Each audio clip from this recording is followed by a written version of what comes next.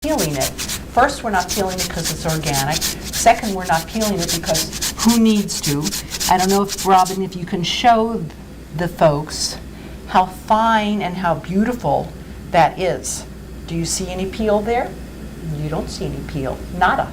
So why peel? Why waste, and why waste your time as well? All right, in there then we're going to be putting in a pinch of cayenne. I know we have that It's right somewhere. here, Deborah. Thank you. Sure. A pinch of cayenne. And A little salt? we'll get to there. Okay. Did you finish shredding your ginger? Oh, well, I'm getting there. You want to do turmeric now? Do you want a tablespoon of turmeric? Yeah. Okay. And turmeric is one of those things that helps allay inflammation in the body, and God knows we're an inflamed society. And everything we do causes inflammation. Our lifestyle, our running, our everything causes. Ooh, yeah. Look at the color. Isn't that gorgeous? Can you see that color? Hold it there. So turmeric is that bright orange color, and it won't add too much Whoops. pepperiness to the soup. What did you do? Drop in a piece? He he jumped off. All right, yes. And then just stir with the soup. Stir that, and let's see if we can get the rest into the soup. Perfect. Now I'm going to take these, I'm going to put them back in my freezer for next time. And Robin, you're going to add about, which herb are you adding? I forgot. I believe we're going to put some dill in. We're going to garnish it with dill and put some dill in. You don't Is have it to dill? put... Where's our dill? Here's our dill. We're going to garnish with dill, but we're also going to put some in. Just because it tastes good. You don't Okay. have to. And we decided yesterday that we had a little bit of a leftover pasta sauce, and we decided that'll give it a little bit of color. So we're going to add a little pasta sauce. Yeah. Why not? Yeah, so this is probably just about half a cup. And that's tomato and basil, so that'll go great. Yeah. Right? all We done? I don't wanna know. Do you stir it? want salt? Yeah. How much? About a teaspoon. That's it? Usually with soups that have lentils or beans, usually add the salt at the end because it retards the cooking process and makes them a little tougher. But Oh, well, you want to wait? No, we're not going to wait. We're just going to do it now because we're lazy and because we don't want to forget. So we're going to do that. Okay. And then we're going to bring that to the oven and bring our swap out. Alrighty. Comes the completed soup. Okay? And is that a ladle to dish out? Here's my ladle. Okay. Should we taste it and see if it's okay? Sure. Let's taste It's it. very hot. I'm going Okay. to tell you that. But let's taste it quickly because Okay. we need to know whether we're going to add more salt or pepper. Careful. Didn't add any salt or pepper yet, so let's add a teaspoon of salt. Again, don't be afraid of good salt. Salt is not the enemy. And a little pepper. Oh, that was a lot of pepper. Did you see how much pepper she added? Pepper's good. That was a lot of That pepper. was half of that teaspoon. Oh It my just gosh. looked like that. All right. Robin, Yes. if you'll garnish with some dill, Sure. can you see how nice and hearty that is? That really looks lovely. Look at that. All right, a little dill. And I'm going to put that up here. Okay. All right. I think we have done. We are done. We are done. We're done. I think we made beautiful food. So let's say we've done. We've done an antipasto salad that has beans and artichoke hearts and lots of greens and eggs. We've done that save your life or save your life bread or whatever it is called. Life changing. Change your life. Which you'll find online at, I want to give her plenty of credit, Sarah Britton's website. She's great. And then we've done a revitalizing soup that comes from our cookbook. And I think you're going to love this meal. I do too. All right. Thank you for joining us. And remember, we want you to eat well And be happy.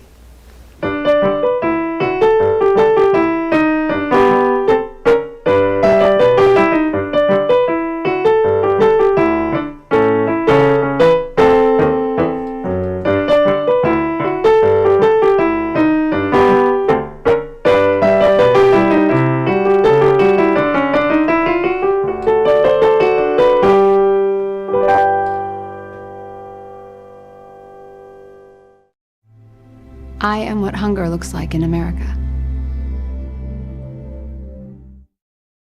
You're watching City of Las Vegas TV.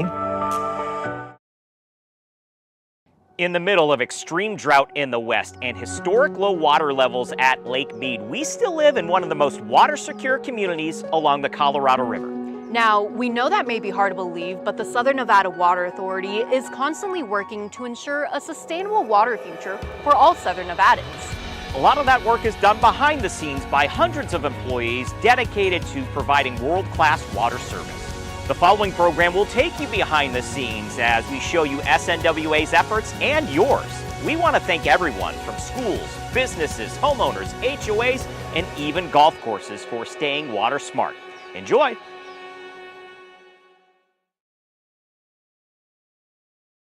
Summer is here and we all lean into more. More time in the pool, more air conditioning, maybe even more ice cream. But when it comes to watering your plants and trees, more isn't always better. We'll explain how your plants and trees can still thrive in the summer heat while saving water and helping you save on your water bill.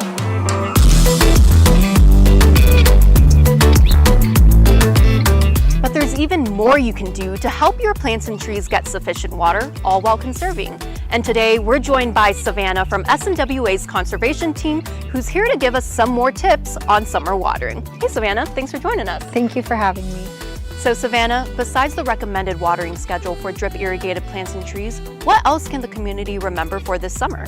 This summer, Danielle, the community needs to remember that watering between the hours of 11 a.m. through 7 p.m. is prohibited. Watering during the high heat of summer can actually cause all that water to evaporate, which means your plants and trees are getting a lot less water than what you are giving them. It is important to remember that watering during these prohibited times or allowing water to spray and flow off of your property could result in a costly water waste fine, and nobody wants that. During summer, you'll also want to slowly ramp up the number of days you water per week and add more days as temperatures rise. And as always, never water on Sundays. Now, if you still have grass, we recommend running your sprinklers for a maximum of 12 minutes per watering day, set in 3 4-minute cycles spaced 1 hour apart. That's all your grass really needs. So grass can be watered 6 days a week in the summer, but there's an even better way to conserve water. That's right. Homeowners can remove their grass with our Water Smart Landscapes rebate program and replace it with water-efficient desert landscaping. Desert landscaping, like these cactus, naturally need less water to thrive, saving water and saving you money on your water bill. There are a few qualifications that are needed for our Water Smart Landscapes rebate program, so be sure to check out snwa.com for more information.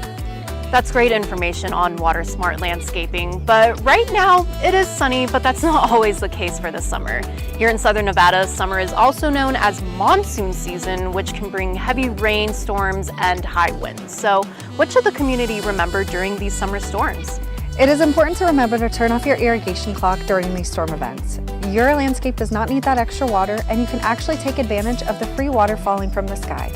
Overwatering your landscape during these storm events can actually damage your plants and trees, causing you more time and effort to fix. Those are all great summer watering tips. Where can the community go to get more information for summer watering? The community can visit snwa.com for more information on summer watering tips. We all have the responsibility to conserve water here in Southern Nevada. Welcome to summer, everyone. Believe it or not, you can grow a garden in the summer heat. Here are 5 things you can plant on your drip irrigation system, including trees and vegetables.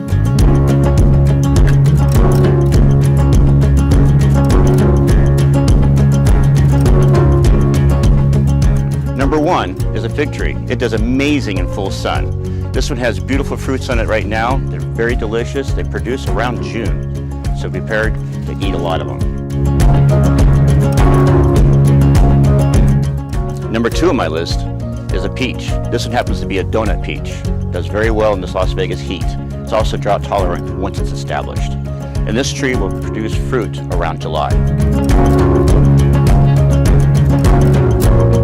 Number 3 on our list is lantana. This is very drought tolerant once established, handles our sun very well, very well, and relatively cheap to find. Every nursery has this. Number 4 on my list is a Tacoma stance. This one here is a wonderful little flower, blooms all summer long, very heat tolerant, very drought tolerant once it's established. One of the number one plants, I would say, for a garden because it has these beautiful flowers all the time. And if you want dwarf, that's fine. But if you don't, this is what they can get into. And last on my list, number 5, are peppers. I have all different types of peppers here, mild, sweet, to hot. Trust me, when it gets hot out here, these guys get really hot. Delicious. Mwah. And those are 5 things that you can grow in this desert sun on your home's drip irrigation system. And all these should be relatively easy to find at your local nursery. Before you go shopping, you can also use the plant search tool at snwa.com to discover even more you may want to add. Visit us at the Springs Preserve to see these in person. And don't forget, summer watering restrictions are in effect. We recommend plants, trees, and your new garden should be watered up to 4 days a week, before 11 a.m. or after 7 p.m. when temperatures get hot. And never water on Sunday. What if getting your water wasn't as simple as this? This doesn't seem like something you could pick up at a Home Depot and then do yourself, could you? No, but it actually is. You don't want to carry it from Lake Mead, and you certainly don't want to be responsible for treating it. All that water's recycled, by the way. Not everybody does what we're doing. No, this is actually very unique.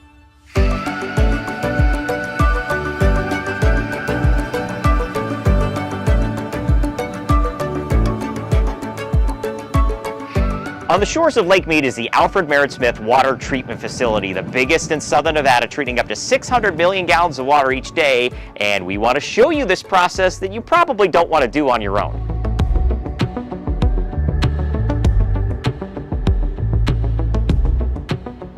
Making sure your water is safe to drink is not something you want to worry about every day, or especially plan for the future and make sure that in spite of something that we don't know that could be coming down the line, that your water is safe to drink. And Hannah Ray is here. This is your job, research engineer for the Water District and the Water Authority. Hannah, where are we and what is this room? Why are we here? Where we are is what we call the pilot plant, but in essence, it's our mini drinking water treatment plant.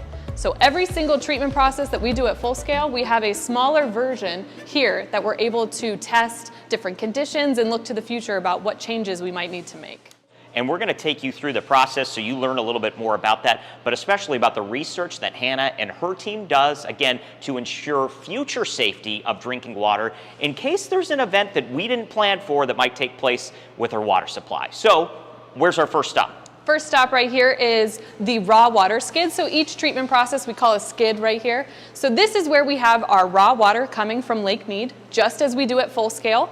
We can add chemicals like we do at full scale for something like quagga mussels, or chemicals we'd add before our ozonation. So what are some of the typical chemicals that you would add to start the process? You would add ammonia as well as bleach. And so that would be something that you would help with our ozone process, but also it helps remove the quagga mussels at the intake so that it doesn't clog up the intake. Okay, so people hear ammonia and bleach and naturally freak out, but these are small levels and it's all under federal safe drinking water standards. Okay, so after the raw water, what's the next step?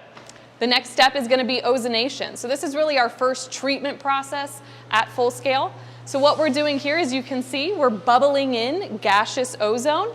And as it bubbles, the bubbles pop, the ozone dissolves in solution, and then we have our water and our ozone in contact. And it serpentines through these contactors. And as ozone is in contact with our water, it kills bacteria, it breaks down compounds, and it's very quick to dissipate. So by the end of the treatment process, the ozone is gone. And if not, we do add a chemical to remove it, because we want all of the ozone treatment to happen just during our treatment process.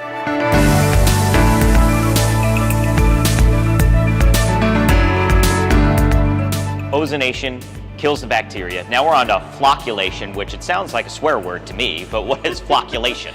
So this treatment process is called coagulation flocculation, and what we do here is we need to remove particles. So if we have any dirt or things that are floating in our water that we want to remove, we use a coagulant. So that's really just a sticky compound. You just put it in the water, it causes all the other dirt and stuff to stick to it, and you create these really big particles called flocks, which are much easier to remove in the next treatment process. So we're killing the bacteria first, then we're getting the larger particles together, and then the next process, we get rid of it. Exactly. Hannah, correct me if I'm wrong. This doesn't seem like something you could pick up at a Home Depot and then do yourself, could you? No, but it actually is a pretty easy process for us because of the fact that the water coming in from Lake Mead is very low particles. So we don't have to add a lot of coagulant. We don't have to remove a lot of particles because they're not there. So our water is already pretty clean as is, but any residual particles we want to get out, we can. So low particles, but mineral rich, and that's what contributes to our taste. But what if, here's the teaser, what if there might be a storm event that blows a lot of debris into Lake Mead, or the Lake Mead water levels go down to the point where the water isn't as cool or as clean, where we can take it right now from deeper depths because the lake levels are a little bit higher. So we're going to talk about that, yes? We are, because yeah, that is something you have to plan for.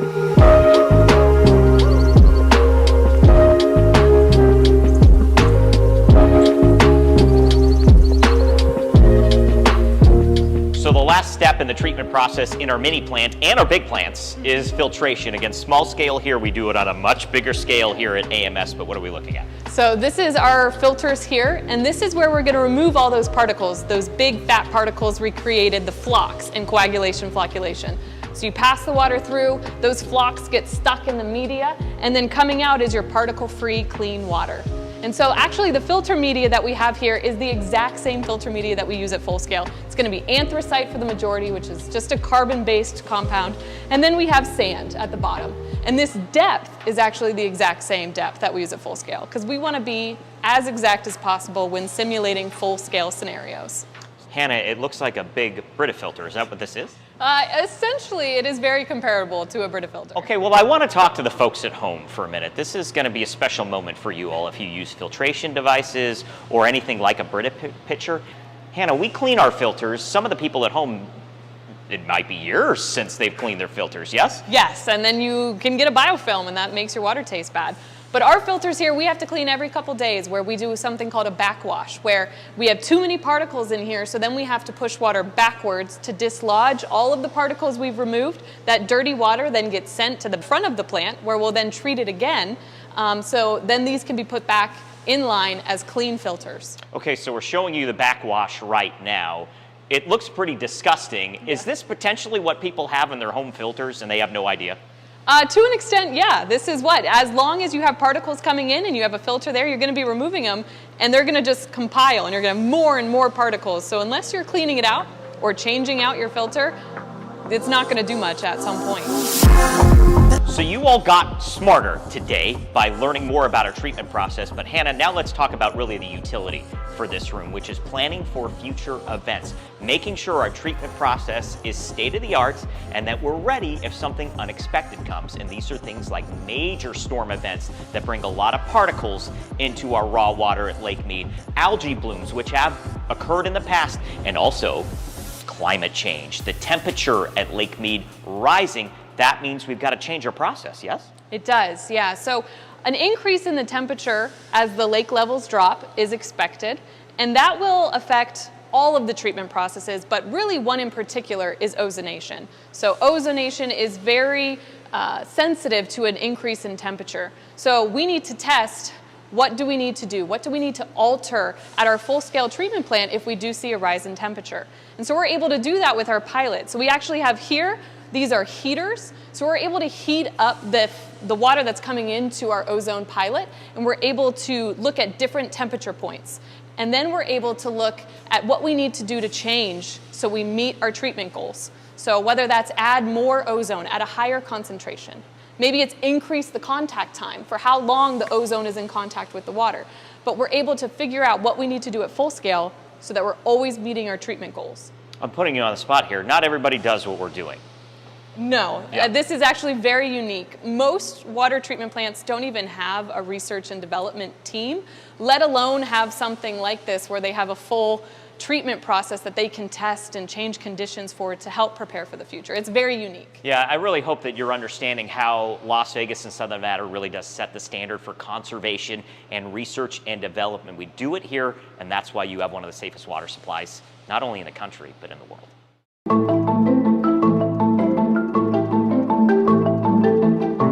Storm events are pretty common out here, right? We get high winds, we get monsoons, but we're talking about like major, if there is a major storm event that affects our water supply, we've got to be ready for that?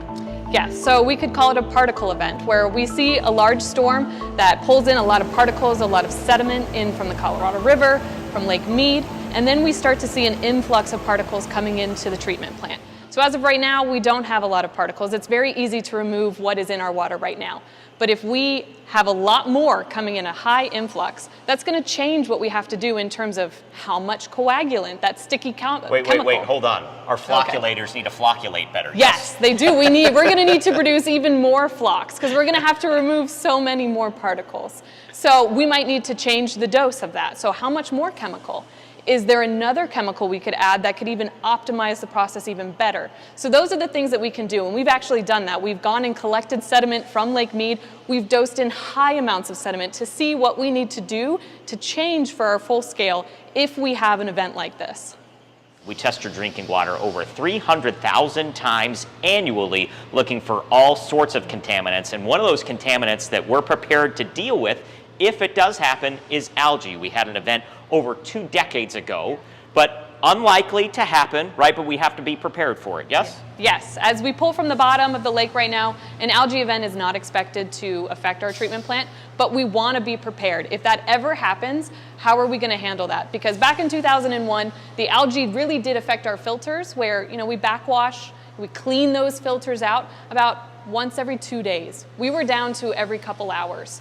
So we want to see how we can optimize this process so that we can extend the runtime of these filters and not have to backwash so often. So we can simulate algae events on this pilot. We can also even do batch testing, even on a smaller scale, where we look at different types of algae, some that are very harmful. How can we remove those with coagulation, with flocculation, or filters, or even look at something more innovative and look at something called DAF, which is dissolved air flotation, which is a new technology that we're looking at implementing during these events to help better remove algae so we don't have issues with our filters. Okay, so here's the deal. You heard a lot in this video. You heard a lot about things that are over my head. They might be over your head, but the point of this whole thing here, Hannah, and thank you so much for taking us through the pilot plant here at Alfred Merritt Smith, is that you don't have to worry about it. Hannah and our team of hundreds of researchers do this on the daily, so when you turn on that tap the next time, think about Hannah and think about all the great work that we do at the Southern Nevada Water Authority to ensure your water quality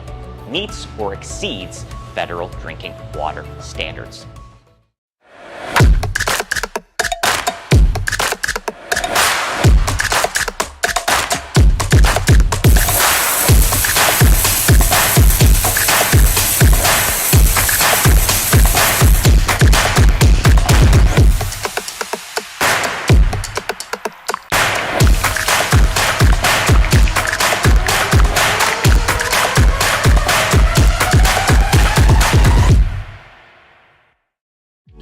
Did you know that we have approximately 75 wells similar to this one in the Valley View campus that are used to extract groundwater every single year during the summertime? These wells are located in the Las Vegas Valley, Springs Preserve, and then the small systems like Blue Diamond, Kyle Canyon, Searchlight, and Gene.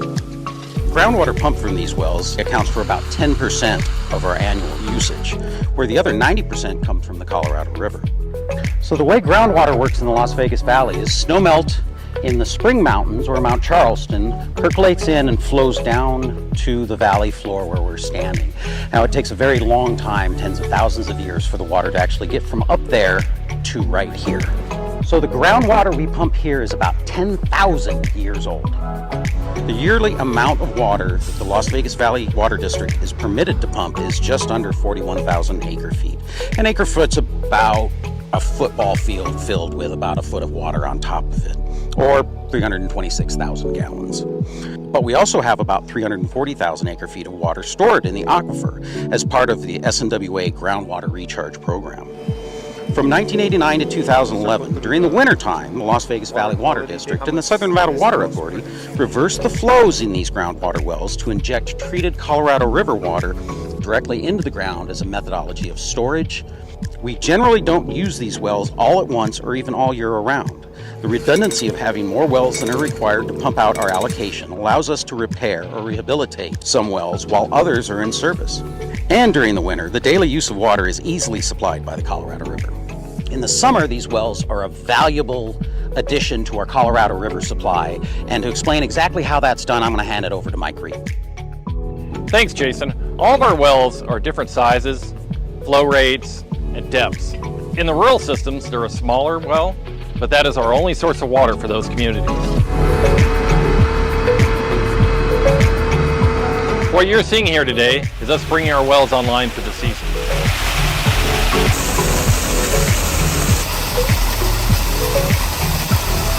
And then we have different ways of the water getting into the system. Some go directly into the distribution system, some go into reservoirs where it mixes with water coming from Lake Mead, and there it is treated. These wells are also a cost savings for the district, being they're mostly located on the west side of the valley at where the water is used, instead of being pumped several times across the valley from Lake Mead. There's different types of pumps. Some are located above ground, some are submersible like this one. The benefit of these, totally quiet, like this one right behind me that's running at 2,100 gallons a minute. Can't even tell it's on. When the heat comes up, the wells come on, and that's when we turn on our wells here in the valley. They supplement our water supply for the summertime during the hot months. Hello everybody, my name is Savannah Murinchek and I am with the Southern Nevada Water Authority, and today I am going to talk you through our pre-site inspection process for the Water Smart Landscapes rebate program.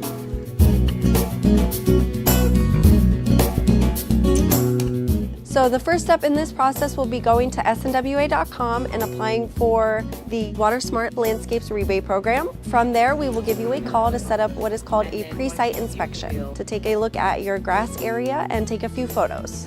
So the next step in the process is once we set up the pre-site inspection, I will come out to your property with my iPad and measuring wheel, and what we will do is basically take a few photos of your yard, whichever conversion area you plan on doing, front or backyard, and then I will take a few measurements as well. One important thing to remember before we come out is that we are looking for living and maintained grass areas. We do not rebate for dirt or unmaintained turf areas, so it does have to be living and maintained before we come out to your pre-site inspection. So after I have taken measurements and photos, that is pretty much all you need from me. If a homeowner is home though, I do like to discuss our program requirements, which are mainly you have to have a 50% canopy coverage, low flow drip irrigation systems, and you have to put in a permeable layer of mulch. If a homeowner has any further questions about that though, they can always visit snwa.com. All of our program requirements are listed, and there is a wonderful plant search tool that helps to achieve that 50%. And that is kind of all we do at the pre-site inspection, and you are on your way to receiving a Water Smart Landscapes rebate. Here at SNWA, we try to make this process to convert over to desert-friendly landscape as easy and efficient as possible, so go ahead and give us a call or apply online at snwa.com. And from there, we come out, inspect your property within a 5-minute inspection, and you are on your way to getting that rebate. It's all the new construction. It's the casinos and golf courses. It's all California. Many believe those and several other myths are true about water resources in Southern Nevada. However, we do the research and have the facts. It's time to tap the truth.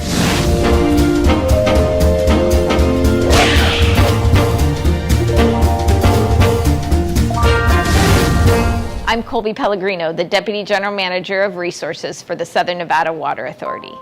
Today's topic is, artificial turf is ugly and it's ruining our community.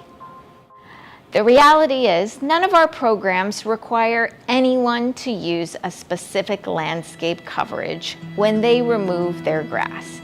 You can choose rock, you can choose mulch, you can even put in pavers in some situations. But artificial turf is a choice that we see people making more and more because there's some recreational value and some value for pets associated with it. Like many things, there's lots of different qualities of artificial turf. And we get a lot of feedback that artificial turf is associated with cancer or carcinogens. And the reality is, in particular for our school district, there are specifications in place that do not allow the purchase of materials that contain any known substance that would be an issue. There are lots of old conspiracy theories surrounding artificial turf, but we've yet to find any causation between cancer and the use of artificial turf. So it becomes a personal choice. Would you like to have artificial turf in your backyard, or pavers, or rock? That's your choice to make. And the quality of the turf you choose will likely affect how it looks and how long it looks good for. If you'd like to learn more about many other water myths and the truth behind them, you can find us on YouTube at SNWA Video. Celebrating Las Vegas's vibrant past with a focus on our region's sustainable future, the Springs Preserve features more than 2.5 miles of trails to explore, an 8-acre desert-adapted botanical garden, 2 museums, animal habitats, interactive exhibits, and special events. Located on 180 acres in the heart of Las Vegas, there's always something new to discover at the Springs Preserve.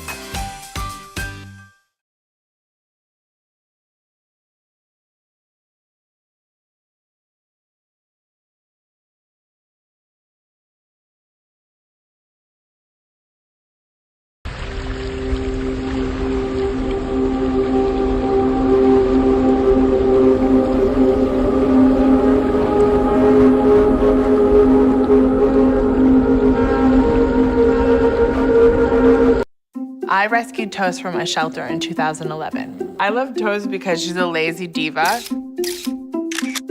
Toast does whatever she wants, obviously. She's sleeping right now.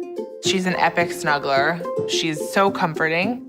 She's so loving. Toast makes me laugh.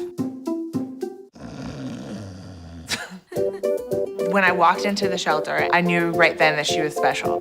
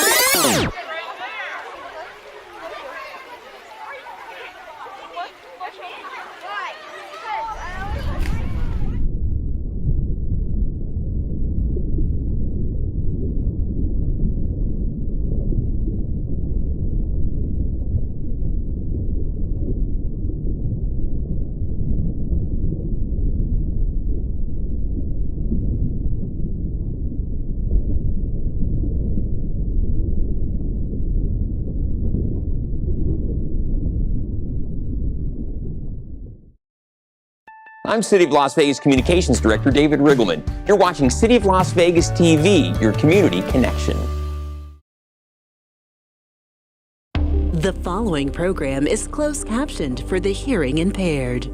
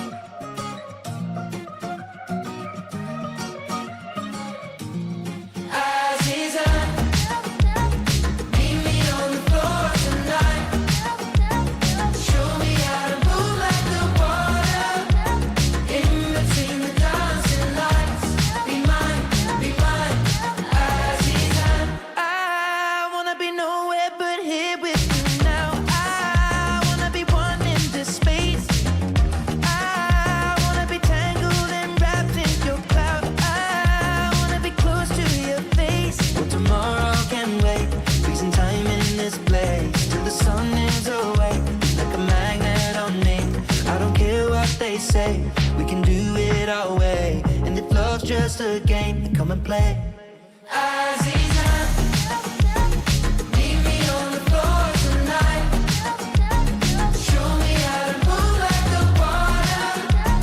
In between the dancing lights. Be mine, Aziza.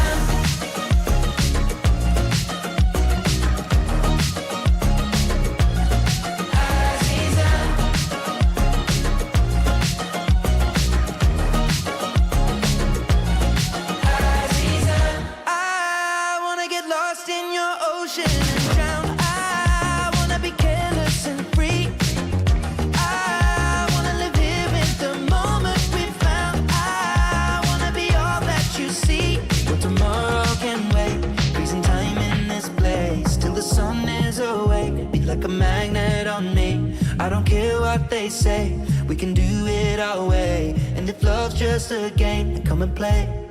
Aziza, meet me on the... Okay.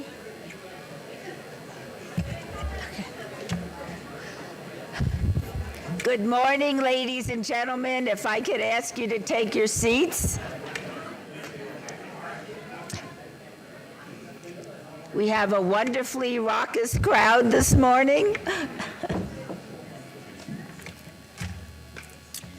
Thank you all so much. The August 6th meeting of the City Council is called to order. This meeting has been properly noticed and posted in compliance with the open meeting law. These proceedings are being video recorded and can be viewed live on City of Las Vegas TV on Cox Cable Channel 2. You could also watch the meeting live online and access other city content by visiting lasvegasnevada.gov/connect. The proceedings will be rebroadcast on City of Las Vegas TV the Wednesday of the meeting at 8 p.m. and also on Friday at 4 a.m., Saturday at 7 p.m., Sunday at 7 a.m. and the following Monday at 5 p.m. This building is protected by a state-of-the-art fire detection and suppression sprinkler system. If alarms should activate during today's meeting, please evacuate using the exits at the back of the chambers, out to the mezzanine, proceed out the double doors to the terrace and down the back staircase. For anybody that has trouble with stairs, please check with the marshal or fire officials for assistance. Once outside, assemble on the northeast corner across the street from City Hall at Lewis and First Street. Employees wearing safety vests or our city marshals will inform you when it is safe to re-enter the building. For public comment related to the items on the agenda, citizen participation, and public hearing items, we have available a speaker card which you can complete and submit to the city clerk. Cards are available in the city clerk's office or at the rear of the chambers.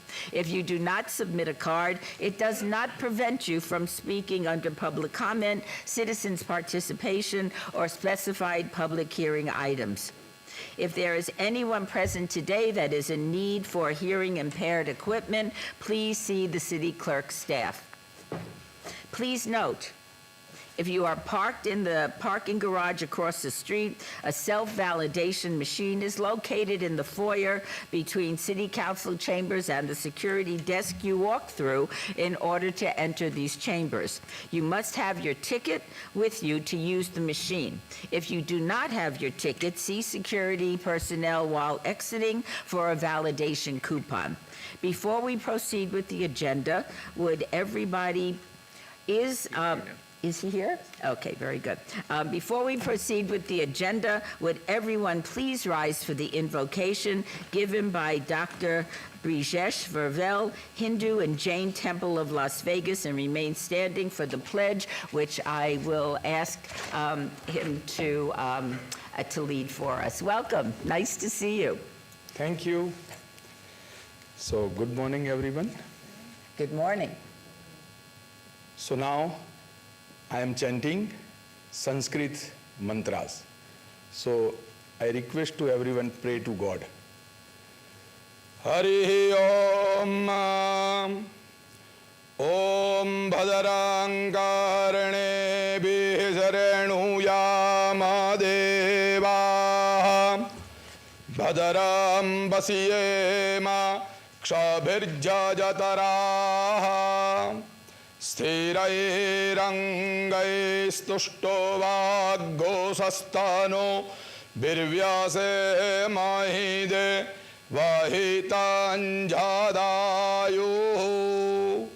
शतमिन्नो शरदो अन्धिदेवा जतरानश्चकराजरसन् तनूनां पुतरासो जतरः पीतारो भवन्ति मानो मदीयारिरिखता युर्गन्तो विश्वानि देवसवितद्दुरिता निपरासुवा जदभदरन्तन्न आशुवा ॐ शान्तिः शान्तिः शान्तिः सुशान्तिर्भवतु सर्वारिष्ट सर्व उपद्रव शान्तिरस्तु. May all be prosperous and happy. May all be freedomless. May all experience goodness. May no one suffer. This is the meaning of this whole Sanskrit mantra. Om, peace, peace, peace. God give us good health, good wealth, and peaceful life. Thank you, everyone, and Thank God you. bless you all. Thank you. Doctor, would you lead with me the Pledge of Allegiance? We'll do the pledge right now. I pledge allegiance to the flag of the United States of America and to the republic for which it stands, one nation, under God, indivisible, with liberty and justice for all. I'd now like to invite my fellow city council members to move to the podium for our ceremonials.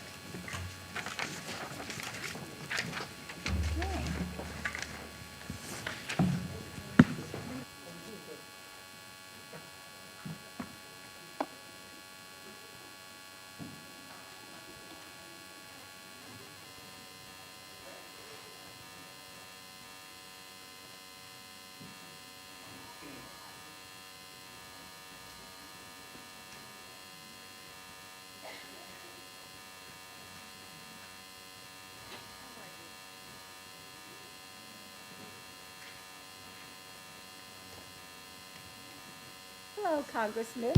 Nice to see you. We're so happy to have you today.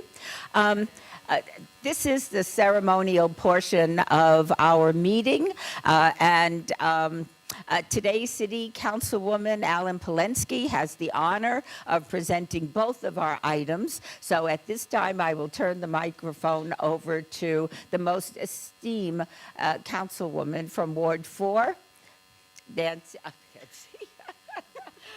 Frances Allen Polensky. Thank you, Madam Mayor.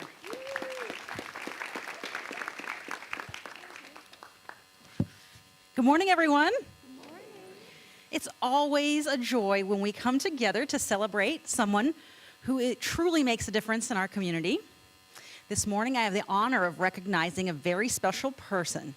Her name is Mary Fairhurst, and she's our Citizen of the Month from Ward 4. Mary, come on down.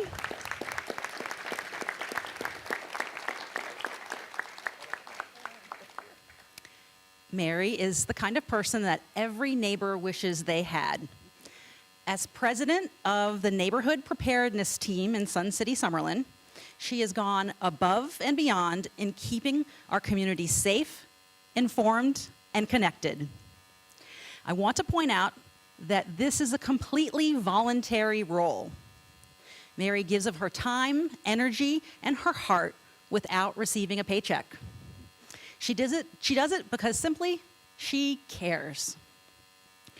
For those that may not know, one of the most impactful things Mary has done just recently is help launch the Knox Box program in Sun City, Summerlin. And this is a Knox Box. The Knox Box is a secure system that allows first responders, specifically firefighters, to access a home quickly in case of emergency, especially when no one is able to lock the door. The Knox Box has been used in commercial buildings in southern Nevada for over 25 years successfully. But throughout the United States, this is the first time they've ever been used for residential purposes. Mary didn't just help organize the program, she got personally involved. She drove to residents' homes to get help and have extra sets of keys made. An extra key goes inside the lock. And only the fire department has the key to access. She made sure that paperwork was filled out correctly for residents and followed up with residents who had questions.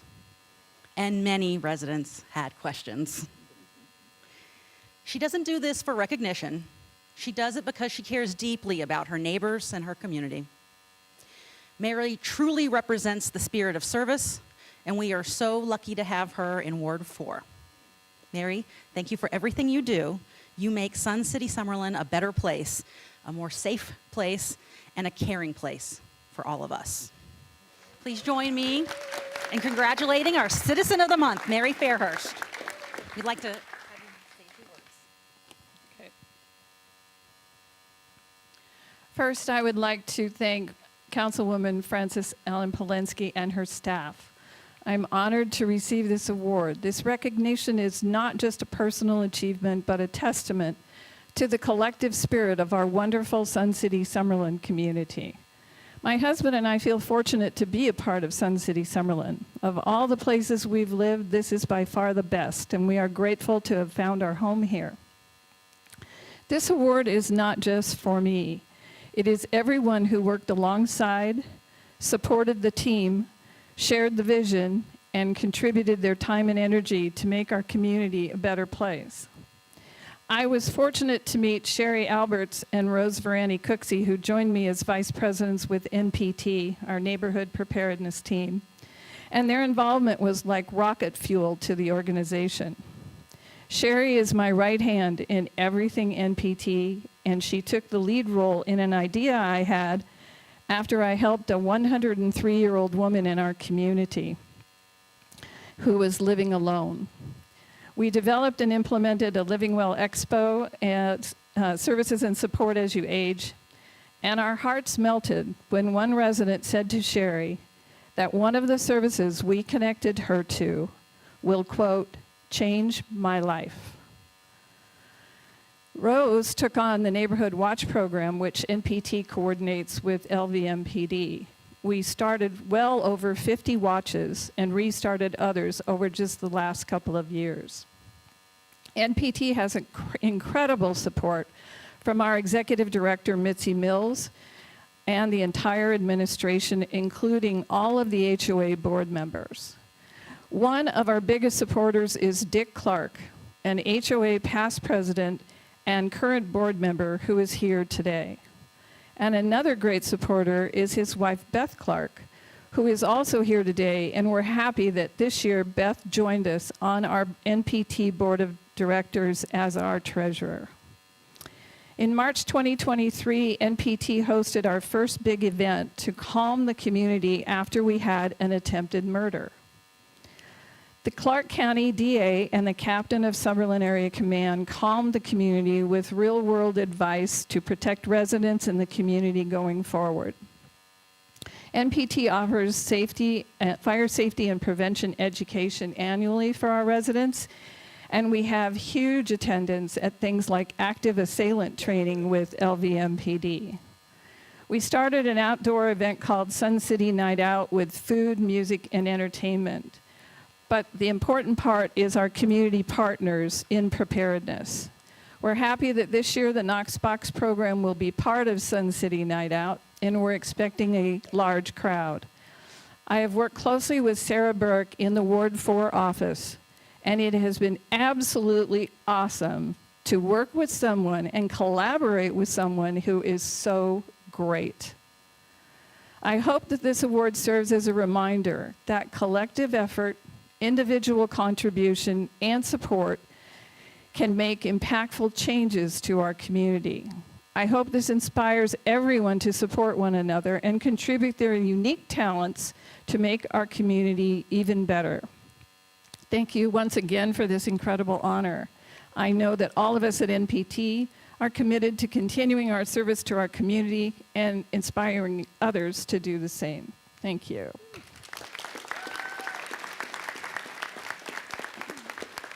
And if I could just give a shout out to Mitzi Mills, the Executive Director of Sun City Summerlin HOA Association. We're so proud to have you here. Thank you for joining us. First of all, congratulations. We're all very, very happy that you've been recognized in this way.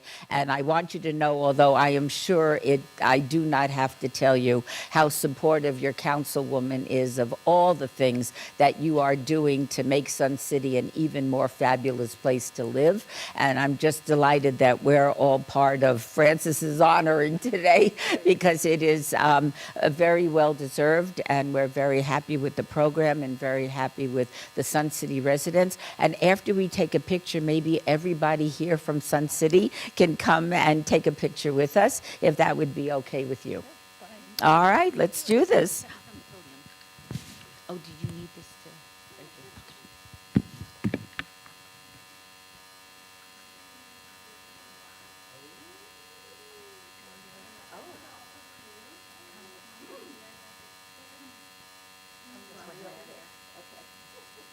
They want the seal and the seal.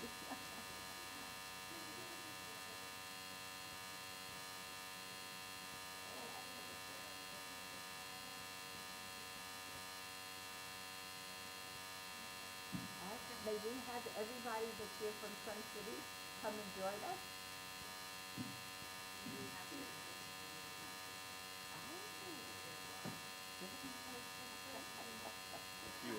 Come on in. Everybody. Yes, we don't buy them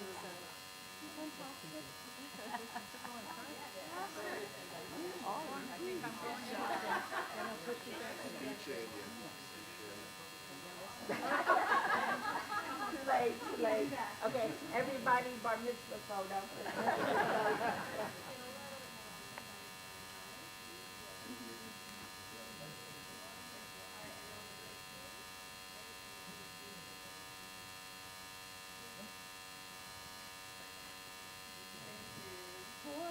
Thank you so much.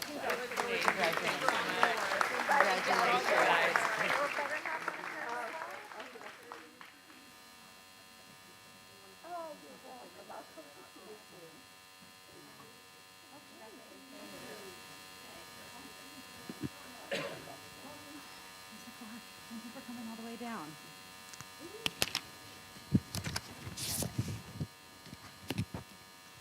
Just having the opportunity to recognize an outstanding citizen of the month, I am now truly honored to continue this momentum with today's ceremonial.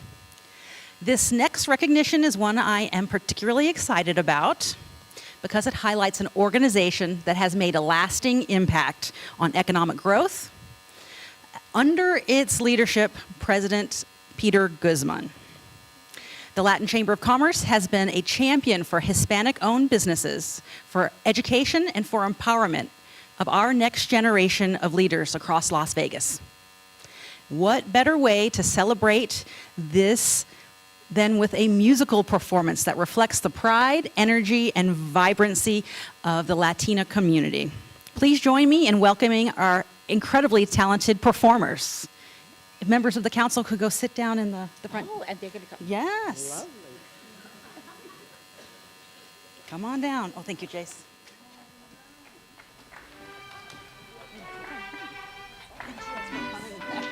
I don't think no seats on.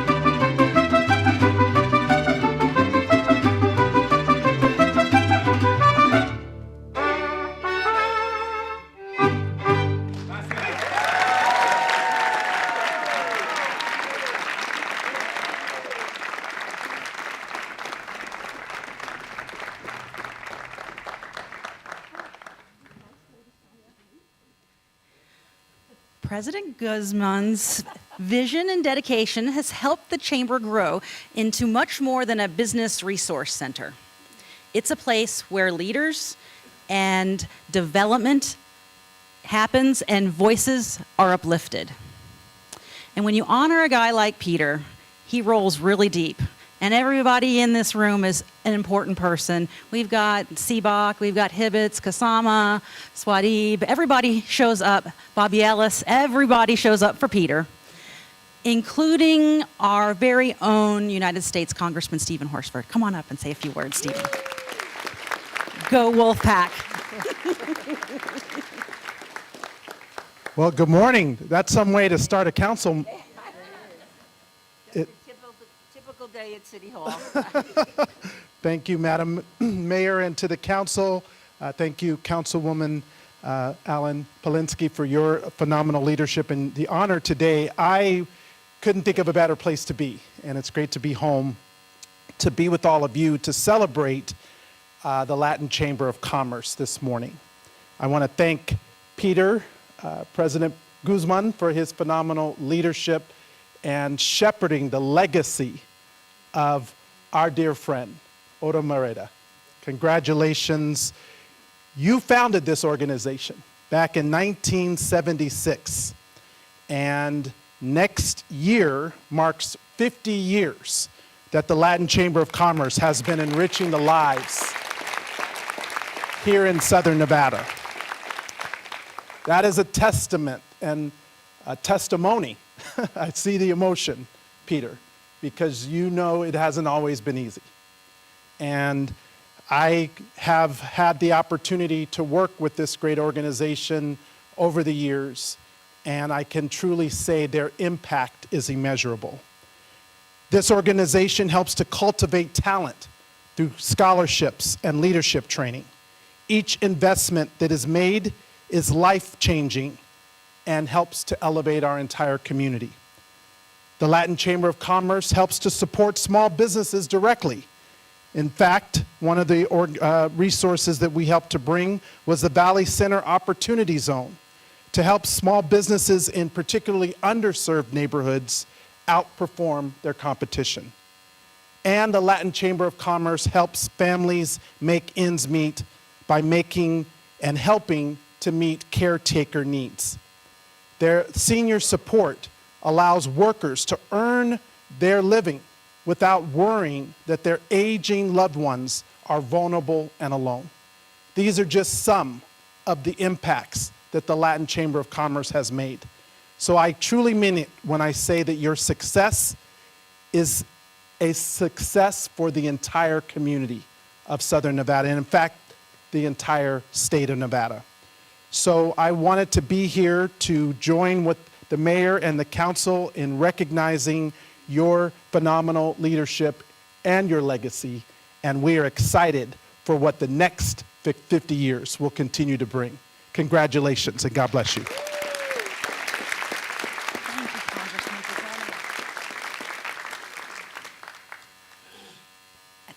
Someone mentioned to me that Senator Bryan is in the house. Senator Bryan?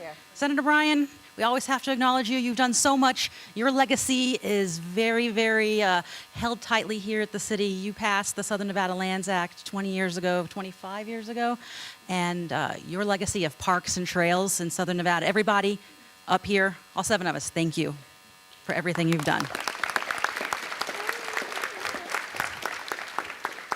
And now, I would like to invite President Peter Guzman to the podium to share a few words.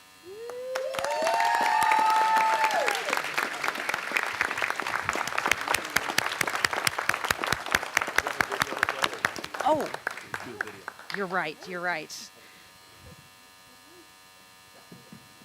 Mr. Riggleman, will you cue the video for us?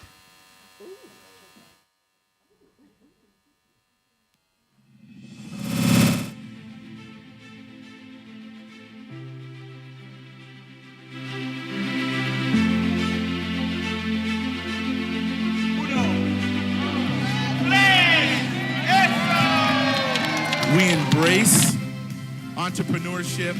Latinos make the United States of America great.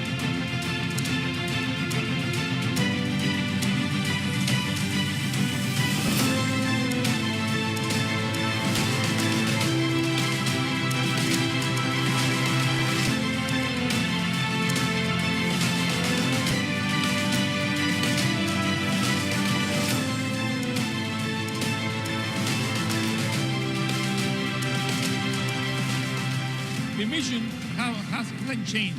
I think it was important to be able to have develop contacts, to have be able to get involved in politics, and to be able to develop businesses. We love the chamber, but they're also a wonderful friend of ours. Through thick and thin, they've been there. They partner with us. They share the ideas of you as members. And so it was my pleasure when Peter called and said, hey, would you do this? The answer is an immediate yes.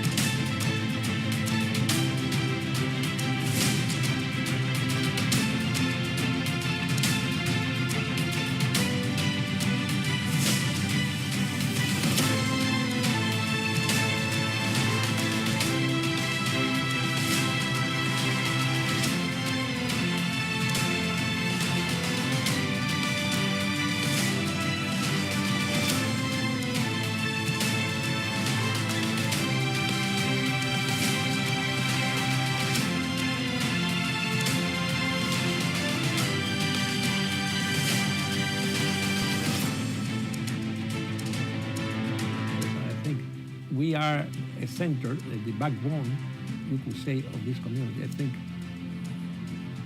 politicians and individuals have to count on us in order to be able to be effective in this community.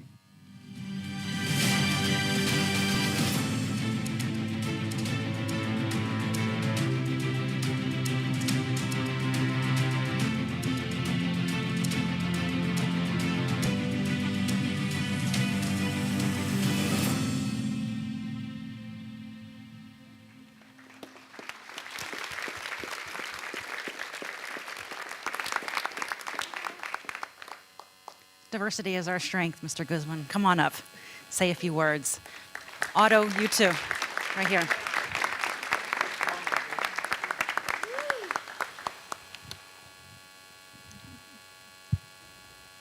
I'm gonna try to do this without choking up.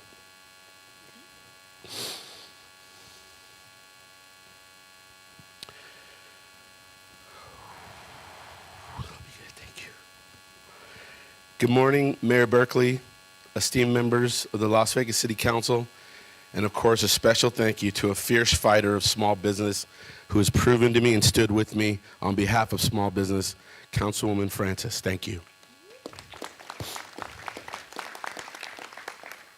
Wow, I didn't know everybody was going to show up like this. On behalf of the Latin Chamber of Commerce, I stand before you today with immense gratitude and pride. On a personal note, this means so much to me. I love the city of Las Vegas. I love the city of Las Vegas so much. It's my heart.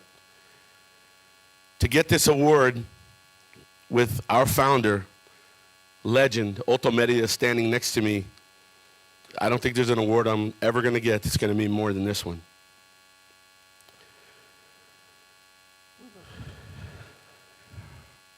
We all owe a debt of gratitude to you, Otto. Whether directly or indirectly, whether people want to say it publicly, personally, or never say it, we all owe you a debt of gratitude. You kicked doors down so that I can now sit at tables that I never imagined I would get to. Our success today could not have happened without your relentless fighting spirit of yesterday. I made you a promise, and I continue that promise as hard as I can. I fail some days, but we have great days. The main reason why I wanted to do this was to continue your legacy, because I promise you your legacy will never die. To the city of Las Vegas, thank you for your continued partnership, your vision, and your unwavering support of our mission to empower and elevate Latino-owned businesses and all small businesses throughout our great city. The Latin Chamber of Commerce has served as a vital resource for our community for over 49 years.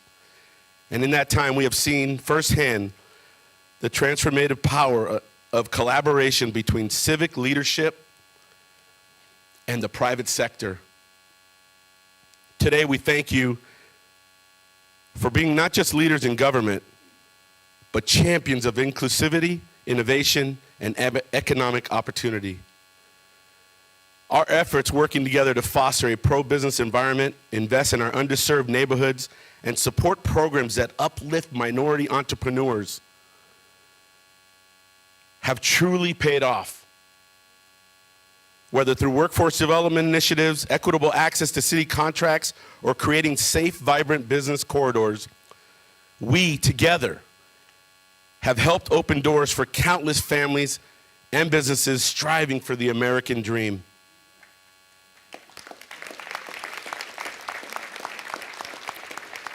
The Latin Chamber of Commerce has always believed that when small businesses succeed, communities thrive. And with your help, we are witnessing that progress every day, right here in Las Vegas and in Nevada. Regardless of what we read, we are standing up, fighting for the American dream. We also want to express appreciation for your commitment to diversity and recognition of the contributions that Latino businesses make. We are the fabric of this country.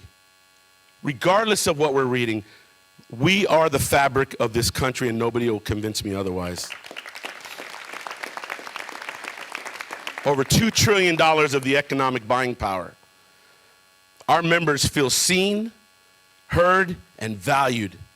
And that is a direct reflection of our leadership together and your willingness to work with the most powerful Hispanic business organization in this state. That's the LCC. This award is for all of us, but in particular to my incredible Beatriz, who you did not see in that video because she won't do video.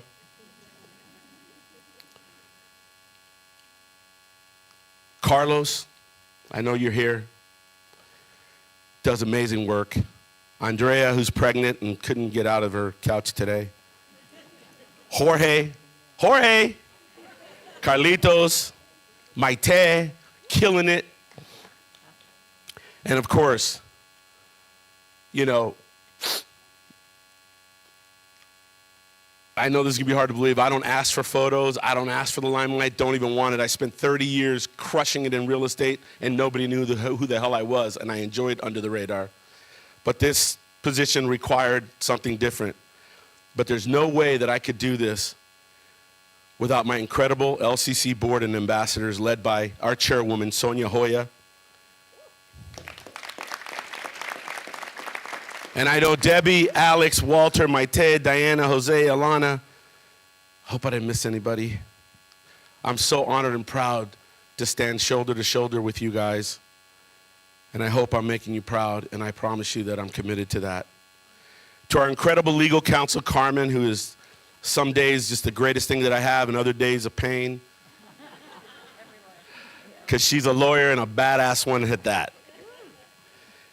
Thank you for giving me the privilege to lead this organization that we all love so much. At the core of who I am and the reason why I do every single thing I do, it's because of my wife, Mercy, my kids, Giovanni and Tatiana, and I know they're watching. They're all in different places right now. But I love you guys, and I know you're watching. You're my reason. So once again, thank you. We look forward to continuing our work together to ensure that Las Vegas remains not only the entertainment capital of the world, but a shining example of what true partnership means between government, community, and private sector. We can achieve all of our goals together.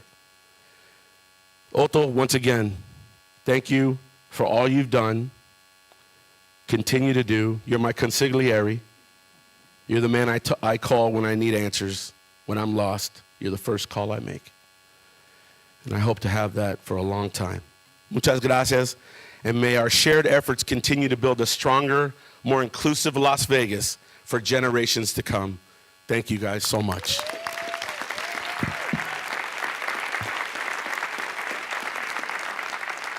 Can I get the board and Congressman and everybody wants to take a photo? Come on up. Peter, before we take the more pictures, I love you.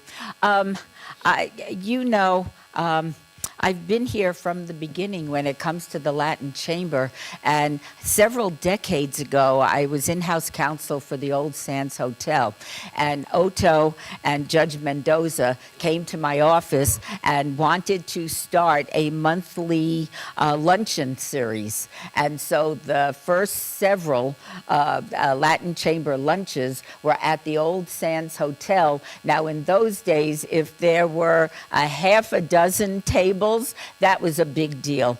So on behalf of this entire community, and I say this without fear of contradiction, the future of our community is sitting right here today in City Hall. But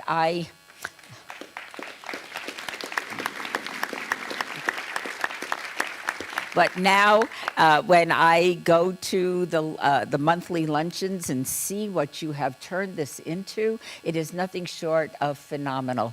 And it reflects the importance of the Latino community in the greater Las Vegas community. We appreciate you. We appreciate everybody that makes Las Vegas a better place to live.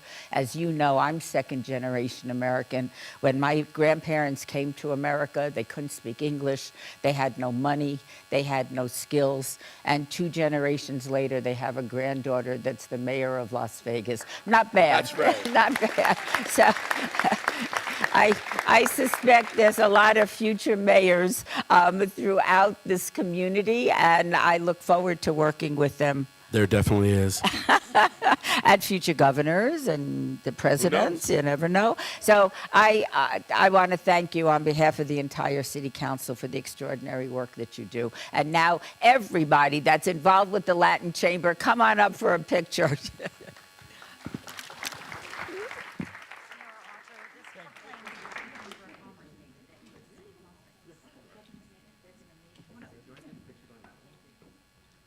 Sure enough, you're amazing. Maybe we can go. Let's do this, and then Go. Can we get the Here, I'm gonna slide right over here. Pardon me. One hand. One hand. That's what MPTs.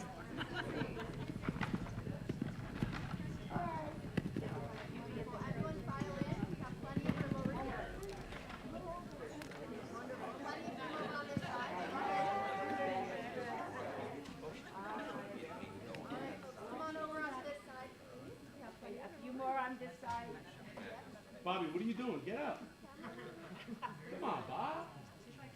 Is our congressman here? Okay. We represent white guys too. Come on. All right, we're going to need to have a few more people in the back so we can scooch everyone in. So if you're a little taller, let's go in the back. Wonderful, perfect. And then we'll scooch in on these sides. Senator, get up here. All right, everyone big Put your brand. smiles right here. We need the senator. Like Senator We need the senator. Gotta have the senator. I cannot go on without Senator Bryan. He's in the open money with Rocky.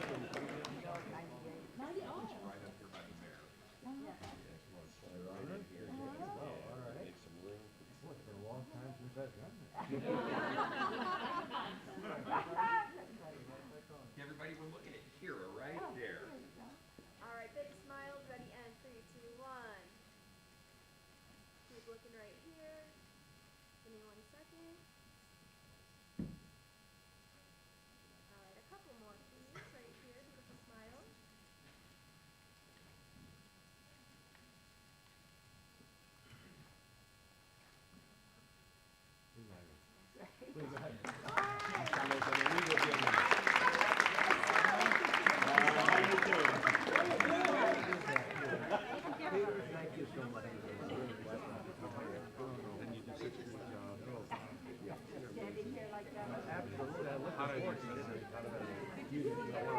And you continue to do that. I want Otto to be proud. Otto, take over, man. You can have this job back. I'm done. Thank you, Steve. Thank you, guys. Thank you.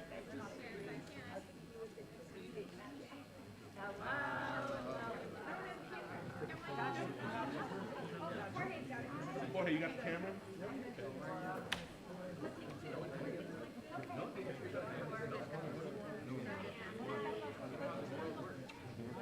just sneak in here one with let me sneak one in with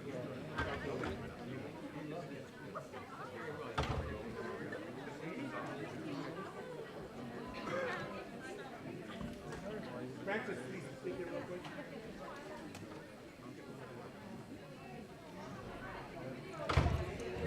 We will be starting our city council meeting in 5 minutes.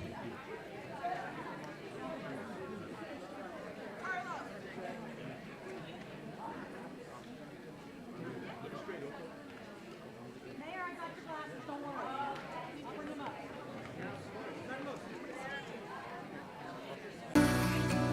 Wonder where and when I fell apart. Oh, I fell apart. I had enough of my demons. But angels only meet you where you are. And I'm in the dark. At least for now, Lord, I ain't losing hope. That somehow you can make a heart of gold from this heart of stone. From this heart of stone. This heart of stone.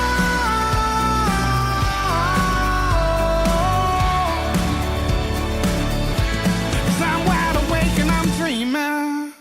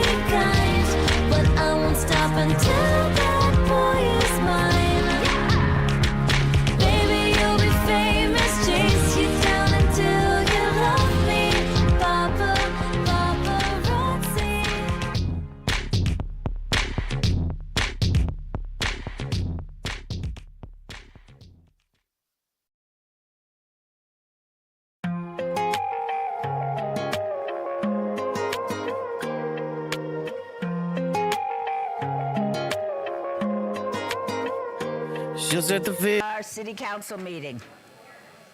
Agenda item number 7. Public comment during this portion of the agenda must be limited to matters on the agenda for action. The amount of time any single speaker is allowed may be limited. It will be limited to 2 minutes.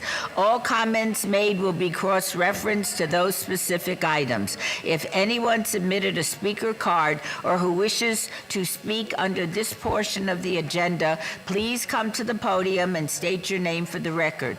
This is your opportunity to address the council, but the council is not able to respond or engage in dialogue. As I said, we will set the time for 2 minutes. Please be advised that if you have a comment on an issue that is not on the agenda, you must wait till the end of the meeting to be heard. So is there anybody that is going to speak on a specific agenda item?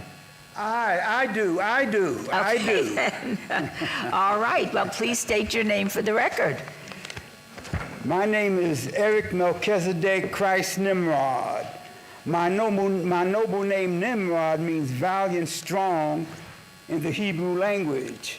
You can fact check that in Young's Analytical Concordance to the Bible, page 696. My noble name Nimrod received the slanderous insult of fool and stupid from the Bugs Bunny Daffy Duck cartoons. They always outsmarted Elmer Fudd. Elmer Fudd was the hunter who always hunted them. They called him a Nimrod. So people who consider Nimrod a fool are mentally controlled by the Bugs Bunny and Daffy Duck cartoons, because my name means valiant and strong in the Hebrew language. Agenda number 25, I say yes. The Las Vegas Master Mobility Plan update. The July 31st, August 6, 2025 Las Vegas Weekly magazine has on its cover a Zoo X driverless vehicle with the title, "No Driver, No Problem," with an inside article about the Las Vegas Mobility Plan titled, "Nobody Take the Wheel." It speaks highly about the RTC Bus Rapid Transit line on Maryland Parkway and other projects. It's very interesting what's going on. Also, Agenda 63, I say yes. Money for the repairs to the Las Vegas Fire and Rescue Fleet Garage. They run to the danger while people are running from the danger, so they deserve the best. Thank you. Thank you so much. Is there anybody else wishing to be heard under this agenda item? Please come forward and state your name. Yeah, and I want to talk about item 62. So now is the time for that? Am I correct? That item has been held in abeyance to be heard at a different council meeting. So this would not be the time for you to speak. Very good. It's scheduled for September 3rd. September 3rd. Thank you. Thank you so much. Is there anybody else wishing to address the city council? If not, I think we have to wait until, you know what, I'm going to make an exception. Why don't you come this way? Your daughter doesn't have to spend the whole morning here. Phoenix, will you come and join us?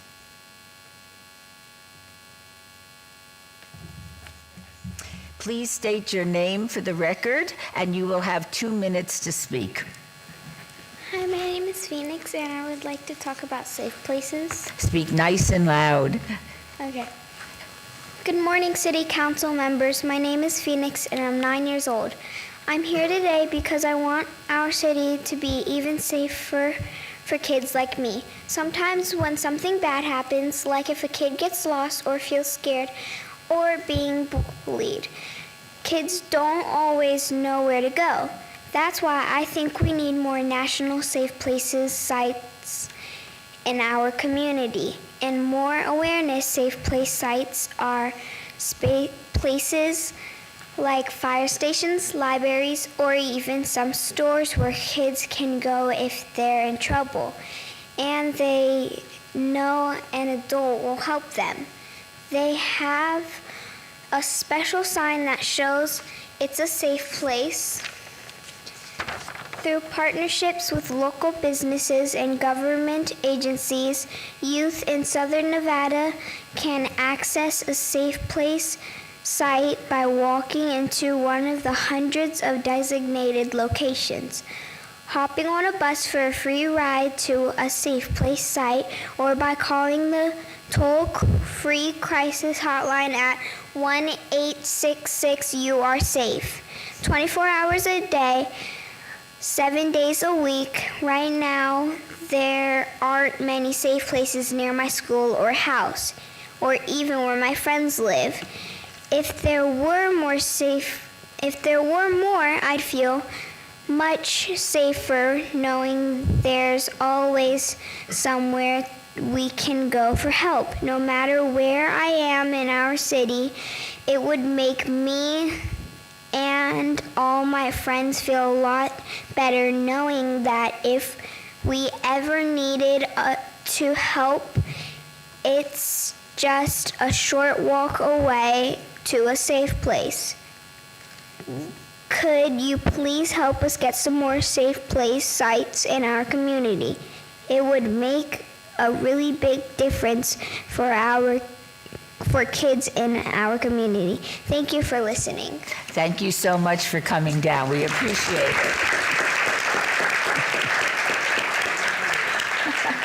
Agenda item number 8 for possible action.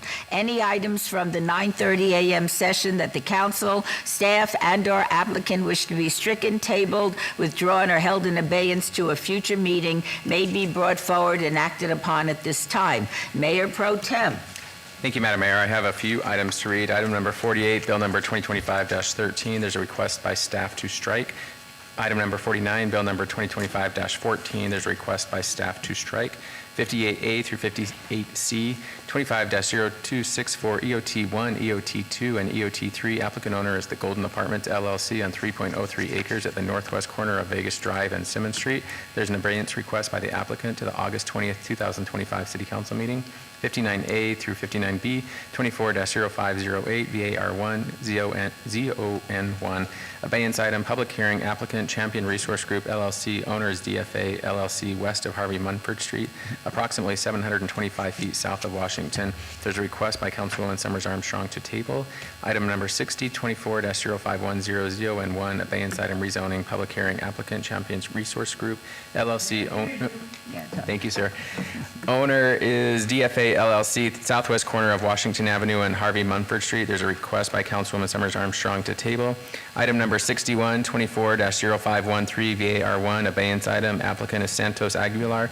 Owner is Leilani Gonzalez Aguiles on 0.14 acres at 2104 Santa Rita Drive. There's an abeyance request by Councilwoman Diaz for the September 3rd, 2025 City Council meeting. And 62A through 62D, 25-0176, VAR1, VAR2, SUP1, and SDR1. Abeyance item. Applicant owner is For Him for Life Incorporated on 4.50 acres at the northeast corner of Harris Avenue and Bruce Street. There's an abeyance request by Councilwoman Diaz for the September 3rd, 2025 City Council meeting, and that will be my motion. Okay, shall we vote on the motion?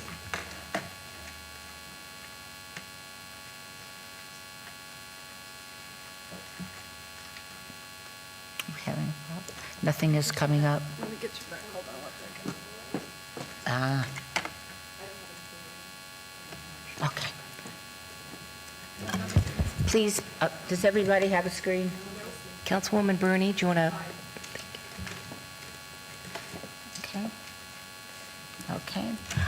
Please post if you're able. Motion is passed. Agenda item number 9 for possible action to approve the final minutes by reference of the July 2nd, 2025 regular City Council meeting. Mayor Pro Tem, may I have a motion to approve the minutes? Move to approve. Please vote. Post. Motion passes. Agenda item number 10. Items 10 through 38 are on the consent agenda, are considered to be routine, are recommended for approval by the departments, and may be enacted in one motion. Are there any items the council wishes to bring forward? Madam Mayor, I'd like to pull forward item 14. All right. Okay. And if there are no others, I would move to approve the consent agenda. Please vote.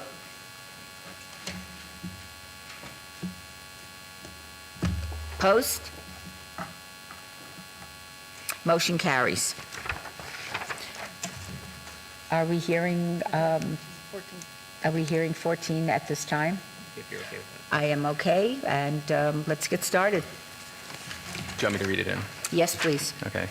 Madam Mayor, item 14 for possible action to approve award of mutual use contract number 250163-RH, Crossing Guard Services using Clark County bid number 607448-25, annual requirements, contract for Crossing Guard Services, Department of Public Works, award recommended to All City Management Services Incorporated, not to exceed $2.4 million annually, total contract value not to exceed $24 million at general fund, and this is for all wards. And Madam Mayor, the reason I asked for this to pull forward is a couple of reasons, and hopefully we've had enough dialogue over the last year.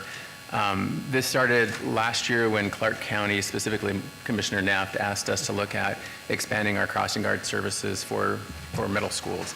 I very much appreciate the city's approach as doing their due diligence to make sure that it's a warranted expense. It is expensive.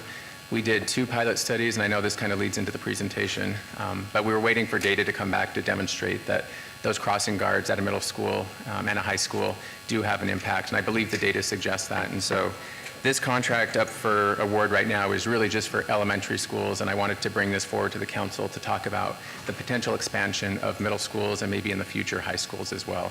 And if it's okay with you, Madam Mayor, I'd turn it over to our exclusive and wonderful city team to talk through what data they've learned from. Thank you very much. Good morning. This is Tanya Kemble, Purchasing and Contracts Manager for the record. I just wanted to state that the contract amount was posted to the agenda at $2.4 million annually. That is incorrect, but unfortunately, when we found out it was incorrect, it had already been posted. We didn't want to pull the contract because if voted upon today, we wanted it in place when school starts. But we will be bringing forward a contract modification with the correct amount to City Council for approval, and my colleague is going to give some other information which could also impact a future contract modification. So without further ado, Joey Paskey, Director of Public Works. Good morning. Good morning, Mayor and Council. Joey Paskey, Director of Public Works. I'm going to talk a little bit about the Crossing Guard program here. So the city really continues to implement our Vision Zero action plan, which is aimed on eliminating deaths and serious injuries caused by traffic accidents. And a real big pillar of that is our school crossing guard program and school safety. We really want to make sure that school students are getting to and from school safely. So currently our program is operated at elementary schools. We have up to 287 guards at 72 elementary schools, and we run on an annual budget of $2.877 million. That gets us 182 days of school. Crossing guards work for 2 hours per day, and they're paid just shy of $30 an hour. Las Vegas Metro Police Department ran this program through the 2017-2018 school year, at which time it transitioned to the jurisdictions, county and the cities, to run their program. We've been running ours since then. So how do we place the guards? We don't just put 2 per school, 1 per school, or something like that. We use safety-based criteria in order to determine where the crossing guards should go and how many should go within a particular school zone.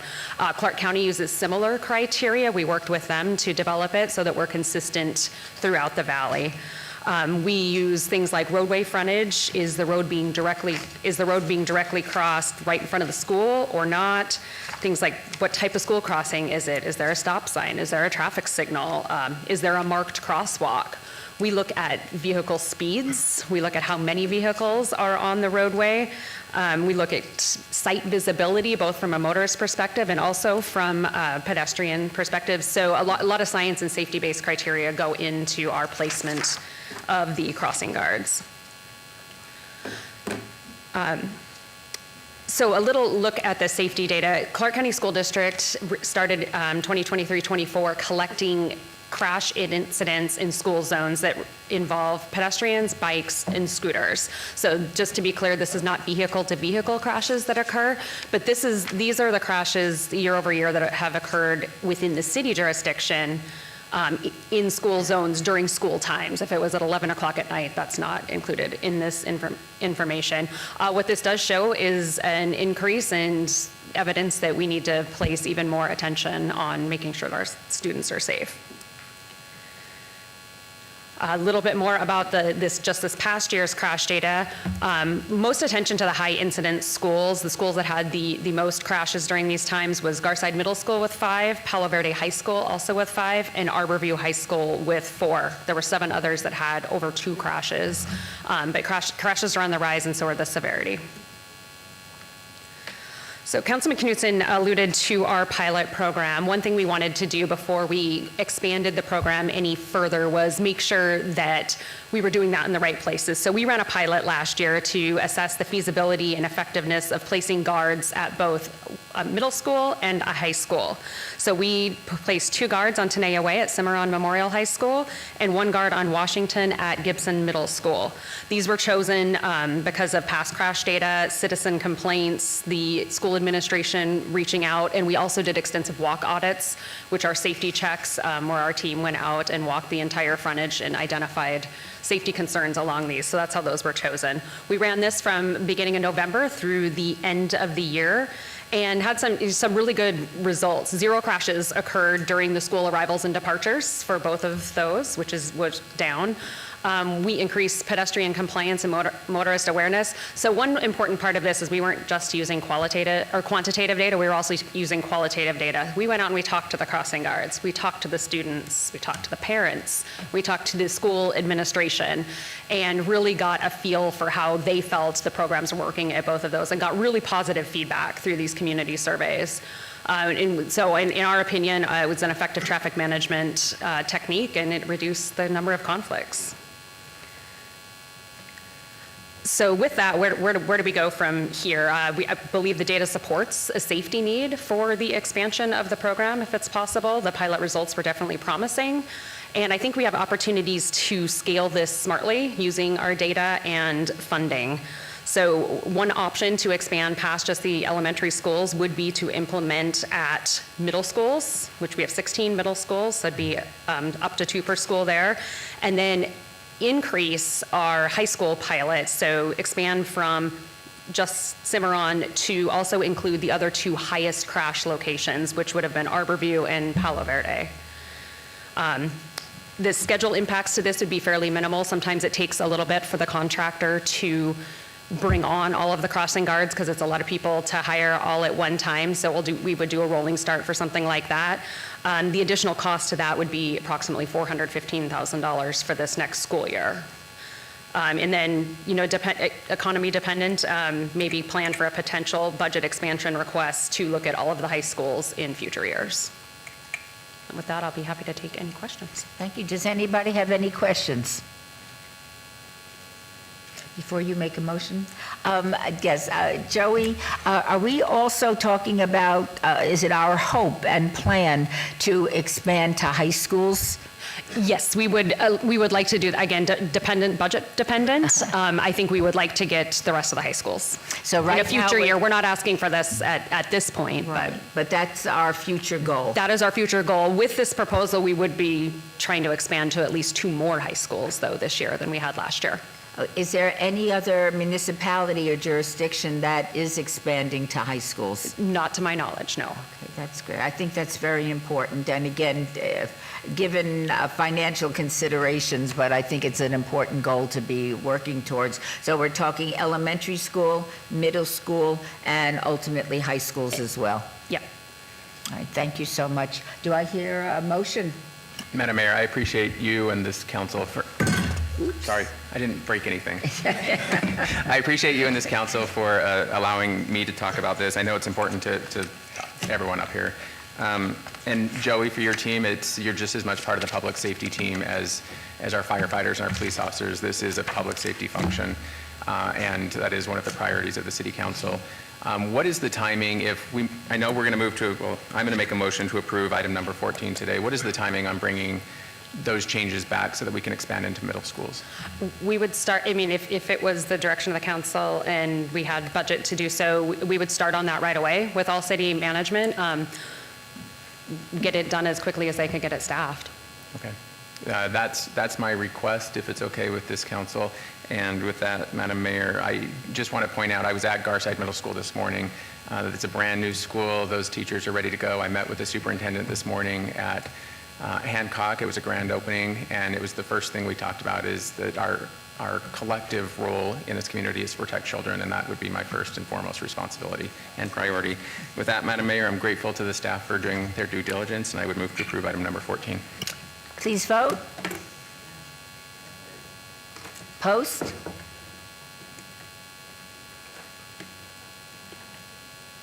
Post. I tapped it and it didn't go through. Sorry. Motion passes. I'm all about space. Okay. We will now hear related items 39 and 43 together. This is a public hearing. Item number 39, regarding the fair market value and fair market rent of City of Las Vegas owned vacant real property, and based on the appraisal report of June 16, 2025 by Southwest Property Consultants, Inc., in anticipation of a ground lease with Moki Holdings, LLC for the development of a hotel project to be located at 1929 and 2021 West Charleston Boulevard. Should I read the other one as well, or take this one? Okay, I'll read this one too. Related item number 43, R-56-2025, discussion for possible action regarding a resolution finding the ground lease agreement between the City of Las Vegas and Moki Holdings, LLC, regarding certain real property comprised of approximately 0.54 acres, commonly known as 2001 West Charleston Boulevard, 1105 Payer Drive, and 1106 Westwood Drive, concerning the need for a construction staging site and parking lot to service this development of a hotel project, and it is in the best interest of the public. These items are in Ward 1. Mr. Knutson. Item 39 is a public hearing, which I now declare open. Ms. Babsky. Good morning, Mayor. Good morning, City Council members. Dina Babsky, Director of Economic and Urban Development, and with me here today at the podium is Mr. John Mulkey. He is he's representing the other party to the lease agreement. Welcome. Thank you, Ms. Babsky. My name is John Mulkey. I'm the manager of Mulkey Holdings, who is the prospective tenant in this lease with the city. We are envisioning the development of a Hilton-branded Home2 Suites on the site outlined in the yellow on this chart here. Your parcel, the city's parcel, RTC is involved, is absolutely essential for us to have enough supplemental parking to support 130, maybe 135 room hotel extended stay project. I would like to thank the mayor and the city council for considering my project here today, and also the staff for their very hard work on what was a bit of a nuanced ground lease that is for your review today. Like I mentioned earlier, Home2 Suites we think is a product that's appropriate for this burgeoning corridor, the hot medical district. We're very proud of what's been done there. There's a lot of momentum.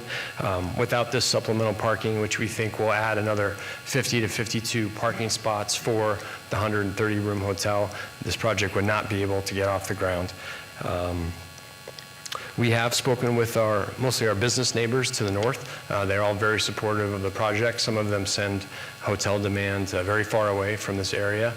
We hope to keep them a lot closer, possibly reduce traffic with less need for cars, rental cars, when they come to town. Yeah, I think that's all I had today. Thank you for your time and consideration. Thank you so much for being here. Ms. Babsky, is there anything you would like to add to the presentation? Yes, thank you, Mayor. Thank you, Mr. Mulkey. I would like to actually go over some of the terms and a little background on the parcels. As you see on the map right here, the red arrows is what's pointing to the parcels that are actually the remnants from the Charleston Complete Streets project, and they were purchased back then with the RTC's allocation to the city. So with that said, any proceeds from the lease are going to be put back into that fund, so the city will then essentially kind of start replenishing the RTC allocation to the city to do more work on the roadways. The lease term is 7 years with 2 options, 5 years each, and it will commence when the developer is ready to start construction, which is currently estimated on June 30th, 2027. The lease rate is set at $4,000 per month, and again, as I mentioned, all of that funding or all of those funds will go back into the city's allocation from the RTC.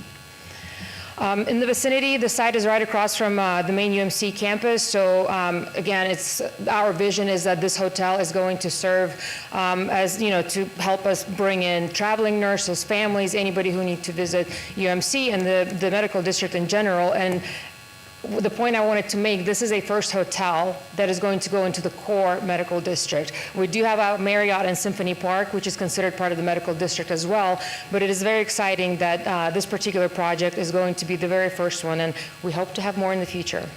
What you see in front of you, the yellow building, is the DeBella Flower Shop, and that was on the first map that you saw. That's the properties that the developer is acquiring and where the hotel is going to be constructed on.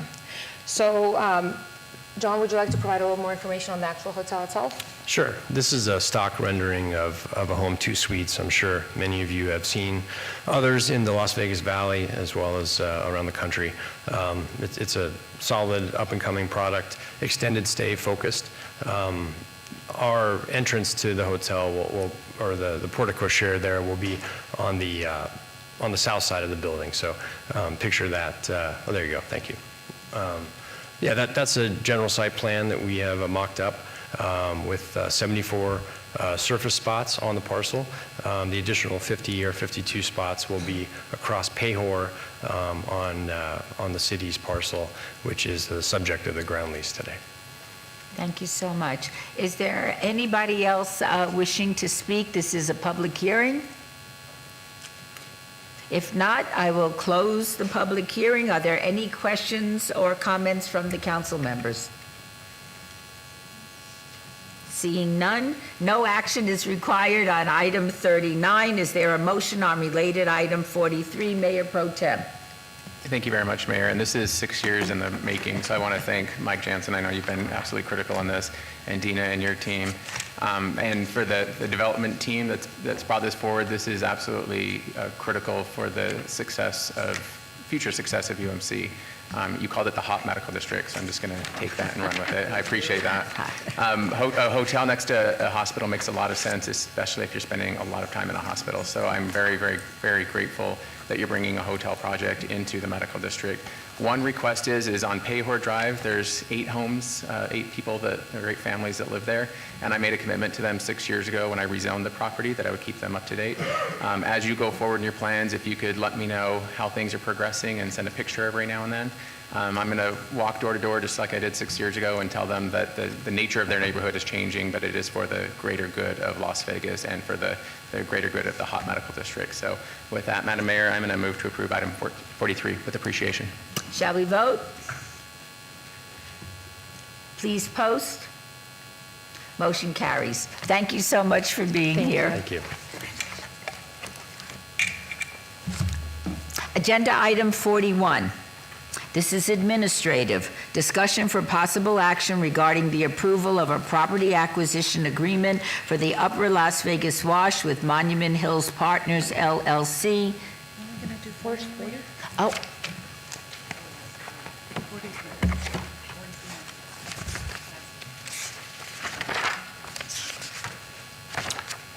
I am so sorry. It was attached to the other item. This is agenda item 40 and 44. They will be heard together. Item 40, it's a public hearing regarding the fair market value of the City of Las Vegas-owned parking garage located, how could I miss this one, Yoshi? Good heavens. Parking garage located underneath the Neonopolis Retail Center based on the appraisal report of March 28, 2025 by by Valbridge Property Advisors in anticipation of the sale of 2.75 acres located at 450 Fremont Street, item 44, R-57-2025, discussion for possible action regarding a resolution authorizing the purchase and sale agreement and joint escrow instructions between the City of Las Vegas and Panther Acquisitions LLC regarding the Neonopolis parking garage located at 450 Fremont Street for the purpose of economic development without first offering it to the public and for less than fair market value for the development, maintenance, parking capabilities, and best interests of the citizens of Las Vegas. These items are in Ward 5, Ms. Summers Armstrong. Item 40 is a public hearing, which I now declare open. Ms. Babsky. Thank you, Mayor. Thank you, City Council members. Dina Babsky, Director of Economic and Urban Development for the city. And I'd like to welcome our long-term partners and guests here today is Mr. John Curran and Mr. John Tippins. John and John, welcome.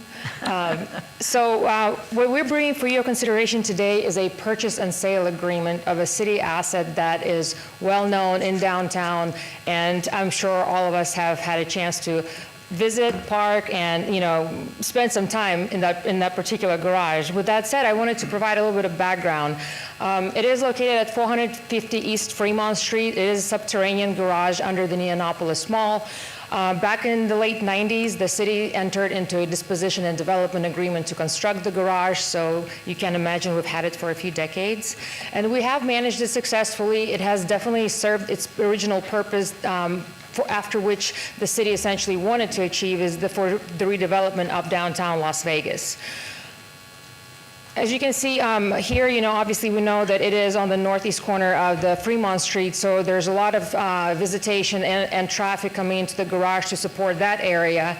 And again, there's so many opportunities currently in downtown that, this particular garage is definitely going to serve very well under the new ownership and management to continue to promote economic development for downtown.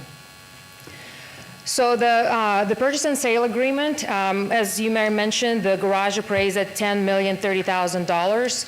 The purchase and sale agreement is currently for $9,718,472. With that said, within 24 months, the buyers will be attempting to appeal the current appraised value with the assessor's office or the county, and if they are in fact successful, then they will transfer additional funding to the city, roughly around up to $300,000, depending on what that new assessed value is going to be with the assessor. If all approved today, we have a 75-day escrow period consisting of 45-day due diligence and a 30-day closing period. So these are the deal terms, but before I give the word over to Mr. Curran and Mr. Tippins, I would be remiss not to thank Mr. Rohit Joshi. He has been an incredible partner for many, many years. He's our neighbor on top of the garage, so the relationship has been amazing, and I would like to take a moment to thank you for the partnership. All right, with that, I'd like to give the word over to you, gentlemen. Good morning, Madam Mayor, members of council. For the record, John Curran, 10801 West Charleston, here on behalf of Panther Acquisitions. First, just got to shout out Dina and her entire team. As always, just a pleasure to work through. A little bit of a complicated deal in some ways, but we're able to work together through those nuances and come out with an equitable outcome that works for everybody. Mr. Tippins and I have had a long involvement in this neighborhood, Fremont East and surrounding area. We understand some of the headwinds the area is facing, but remain long-term bullish and optimistic about the future growth and opportunities nearby. So controlling this garage will facilitate and enable some of those growth opportunities, and we're really excited about the deal and excited to move this forward. So with that, happy to answer any questions. Otherwise, respectfully request your vote for approval. Thank you so much and welcome. Happy to see you. This is a public hearing. Does anybody else wish to speak on this issue? Mr. Yoshi. I'm Rick Joshi of Neonopolis 450 Fremont Street. Mayor Shirley Berkeley and also Chandra. Nice seeing you here and all the council members. Thank you for giving me this opportunity. This is my first time in front of Shirley Berkeley, so thank you. My 25 tenants at Neonopolis also thank the entire staff. Mike has been fantastic, you too as well. and they've helped me immensely on the parking garage. I welcome investments in downtown as well as at Neonopolis, and as such, I thank John and John to come into Neonopolis in the parking garage and put their good money into the good project and see if we can all succeed in downtown. The purchase and sale agreement doesn't address some of the recorded and unrecorded agreements between city and Neonopolis. I just want you to know. So I'm here to put it on record that such should be resolved between the buyer and the seller and us as Neonopolis. Parking garage reciprocal easement agreement has been recorded, but some others are not recorded. Validations, passes for the tenants, and other issues of infrastructure requires review and buyers of garage in the city. So we'll work with them to get this thing resolved, but we are very, very happy to have John and John come into this project. I've known them for years. Very good people. It'll be fantastic to have it for downtown in Las Vegas. Thank you. Thank you so much. Is there anybody else wishing to speak on this item? Is this item 40? Yes, it is. 40 and 44. It's 40 and 44? Yes. Oh, okay. Okay.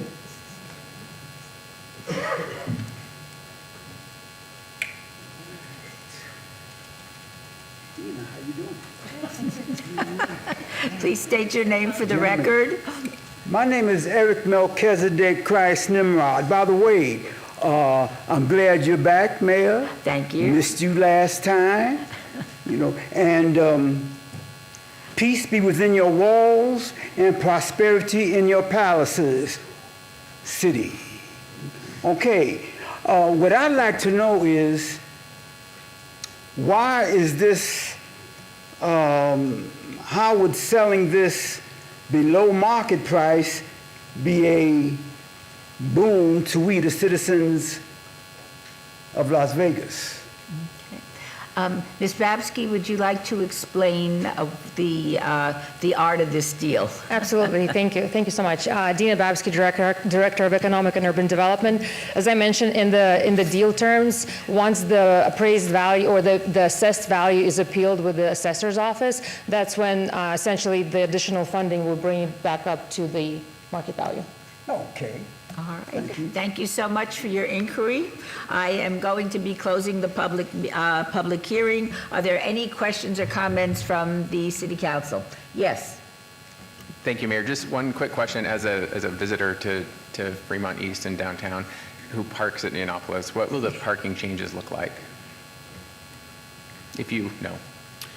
Still working through that. We've talked to a number of operators, a lot of great ideas. We're still sort of brainstorming. We've got the 75-day period to really hone in on all of those things, but generally want to ensure adequate, safe, clean parking for the surrounding neighborhood, and yeah, working through what the exact changes might be.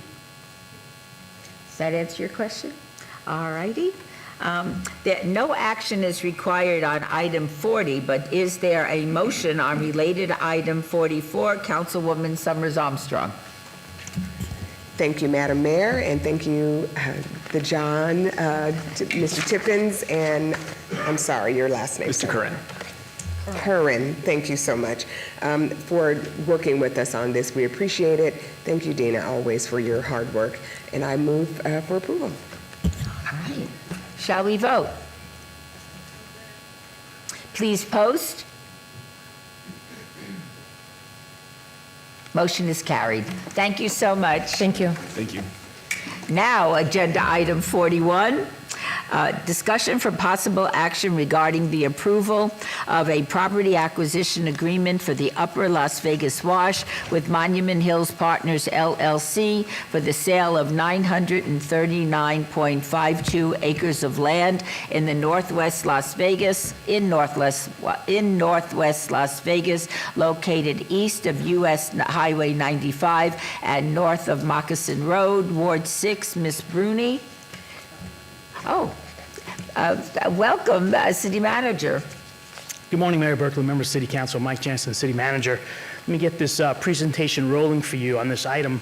I'd like to just start off just to give you all a little bit of a location understanding of where we are. We are at the northern end of the city of Las Vegas limits, and this exhibit you see here just gives you try to orientate you the land that we're going to be talking about today. What you'll see at the bottom of the page is the US 95/I-11 Kyle Canyon interchange. Just to the east of that, you'll see one of our newest neighborhoods that are really coming out of the ground really fast. That is the Sunstone development by Lennar. Just east of that is one of the major roadways that serves this area, that's Sky Canyon Park Drive. And you'll see on the north side of that roadway is a piece of property that measures just under 940 acres of land. And we're going to talk a little bit about what that development plan looks like and the exact shape of the parcel. It's a unique shaped parcel. Immediately to the west is the Paiute Tribe's Snow Mountain Golf Course and land holdings. And then immediately to the east is a very unique piece of property, a very large piece of property. It's a 22,650 acre Tule Springs Fossil Beds National Monument that was established back in 2014. A real great jewel for our community and visitors to experience all that is in that Fossil Beds National Monument. And so again, just want to make sure you understand the location that we're talking about. I'm going to move into the conceptual master plan that we have been working very diligently with the Olympia Group, and this is the plan as it stood just last month. It's very, very close to final in terms of all the details that we've been trying to capture in the final plan. And the piece that I wanted to highlight for you all is this development would ultimately, as proposed, include 6,000 housing units. And a very unique factor of this development, something that's never been done before that I can think of in Southern Nevada, it would be a subdivision that includes military housing specifically for Creech Air Force Base, Nellis Air Force Base, active duty members of the military. And that was really a cornerstone of the original vision of trying to do this project. Was we need to support our military, and as you all know, Creech is such a big part of our national, international military operations, and having housing for those officers and soldiers that are all based out of Creech is something that's desperately needed. So again, we're not here today to talk about entitlements at all. As you'll see in the next slide, I'm going to walk you through what that schedule looks like, but I wanted you to understand that ultimately, if this land transaction goes through, this is the type of plan that we'll be bringing back to you for the entitlement part. I think it's worth taking a moment to understand how did we get here, because this particular method of delivery is something that had not been done before. It started back in 2018 with our former city manager, Deputy Betsy Fretwell, who was our city manager at the time in 2018, and she reached out to the Bureau of Land Management and said, hey, we think that this area with the Fossil Beds National Monument to the east and with the Paiute Tribe holdings to the west, we really want to be careful with how this is developed, but we also want to support Creech and do a lot of things that just made this a unique piece of property. And so in 2019, Olympia Companies was selected by the City Council through an RFP to be the city's development partner on this project. And then the calendar turned to 2020, and we all know what happened. We got caught in the midst of the COVID pandemic, and what I would tell you is throughout that pandemic, I remember sitting in all the meetings when we were navigating the challenges of COVID, and it's fair to say the city and Olympia team, we persevered through all of those issues to keep moving this development plan forward with all of the federal agencies and local agencies that were involved and other interested parties. What that led to was a BLM appraisal for the property of $94 million. That occurred on September 23rd of 2022. The next major step is BLM has a very specialized process to do a transaction like this. They do a lot of public outreach, and so you'll see there the transaction requirements and public comments. That was about a 3-year period up until July 21st of 2025. So just a few weeks ago, we received a formal letter from the BLM that was allowing the purchase of this property to move forward. And today is a significant step in this process, and that is the purchase agreement that is before you today for your consideration. I mentioned earlier today we're not here to talk about entitlements. That will be occurring with the Olympia team and our staff, Planning Commission, City Council, all through this month, and November is what we have projected for the entitlement process to be going going forward. So with that background, I want to just take you through really the meat of this item. And so again, this is a purchase agreement for the Upper Las Vegas Wash property with Monument Hills Partners, LLC. That is a subsidiary related with the Olympia companies. And here's a couple of the key points of the item that's before you. This purchase agreement, it's going to provide for the purchase of 939.52 acres of BLM land through a direct sale agreement for $94 million. That averages out to a little over $100,000 an acre. And I want to point out exactly how the BLM valued each acre is not known directly by us, because what was unique about this delivery, they were able to see the proposed development plan and take into account land that would be set aside for schools, for parks, for infrastructure, for roadways, not something that normally happens through a regular auction. And so that allowed the BLM to look at this with a little bit of a different lens. So exactly what the methodology they use per acre, we don't know, but the average came out to a little over $100,000 an acre. The method of delivery of how this transaction would occur, it would be a double escrow, where essentially the BLM would sell the land to the city. We'd own it for just a few seconds, and then it would be sold to Monument Hills Partners. 100% of all costs for this acquisition would be by Monument Hills Partners. That's including the closing costs, the non-refundable deposit, et cetera. Speaking of the non-refundable deposit, that's the next very significant date in front of us. An $18.8 million non-refundable deposit is due on August 20th to preserve the BLM direct sale opportunity. The balance, $75.2 million, is due on or before February 16th, 2026. And before I bring up our partner from Olympia Group, I want to just add this note that you see here at the bottom. Just this week, yesterday and as well on Monday, we got some information from the BLM that the Paiute tribe has filed an appeal and a petition for a stay of this land sale. And what I can tell you today is that this could result in us coming back before you with an amendment to this PSA, or it could delay the transaction for some period of time that, as of today, I just can't tell you what that looks like. But with that as the background, I'd very much like to welcome up a longtime partner with the city, Mr. Bob Gronauer. Bob, welcome. Your Honor, members of the council, Bob Gronauer, 1980 Festival Plaza Drive. I'm here representing Olympia Companies and Mr. Larry Canarelli. So on their behalf, we're happy to be here at this juncture. I want to specifically thank Councilwoman Bruni, Mr. Jansen, and the many staff members that we've been meeting on hourly, or a lot of hours put in on a weekly basis.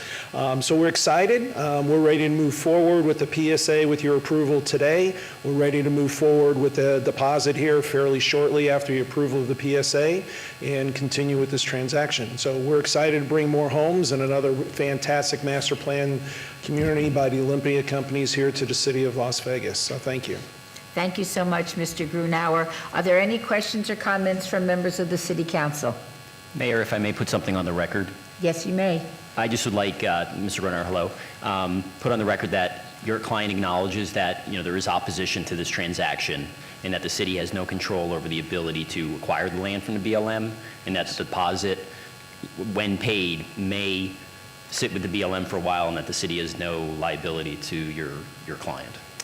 Yes, we understand that. We understand the legal risks that are involved, and we want to move forward with development for the city. That's in the best interest for everybody. Thank you so much. Is there a motion, Councilwoman Bruni? Thank you, Mayor. And I do want to echo what Bob shared, that we have been meeting every week for many hours, and I think we've had no fewer than 10 team members in there from the city. So I want to thank Mr. Jansen and the entire team for really working on this project to get to a final product that is very unique and special and brings homes that are much needed, and hopefully an economic driver too that will support continued economic growth in the community. And with that, I will move to approve item 41, the approval of the property acquisition agreement for the Upper Las Vegas Wash with Monument Hills Partner, LLC. Thank you so much. Shall we vote?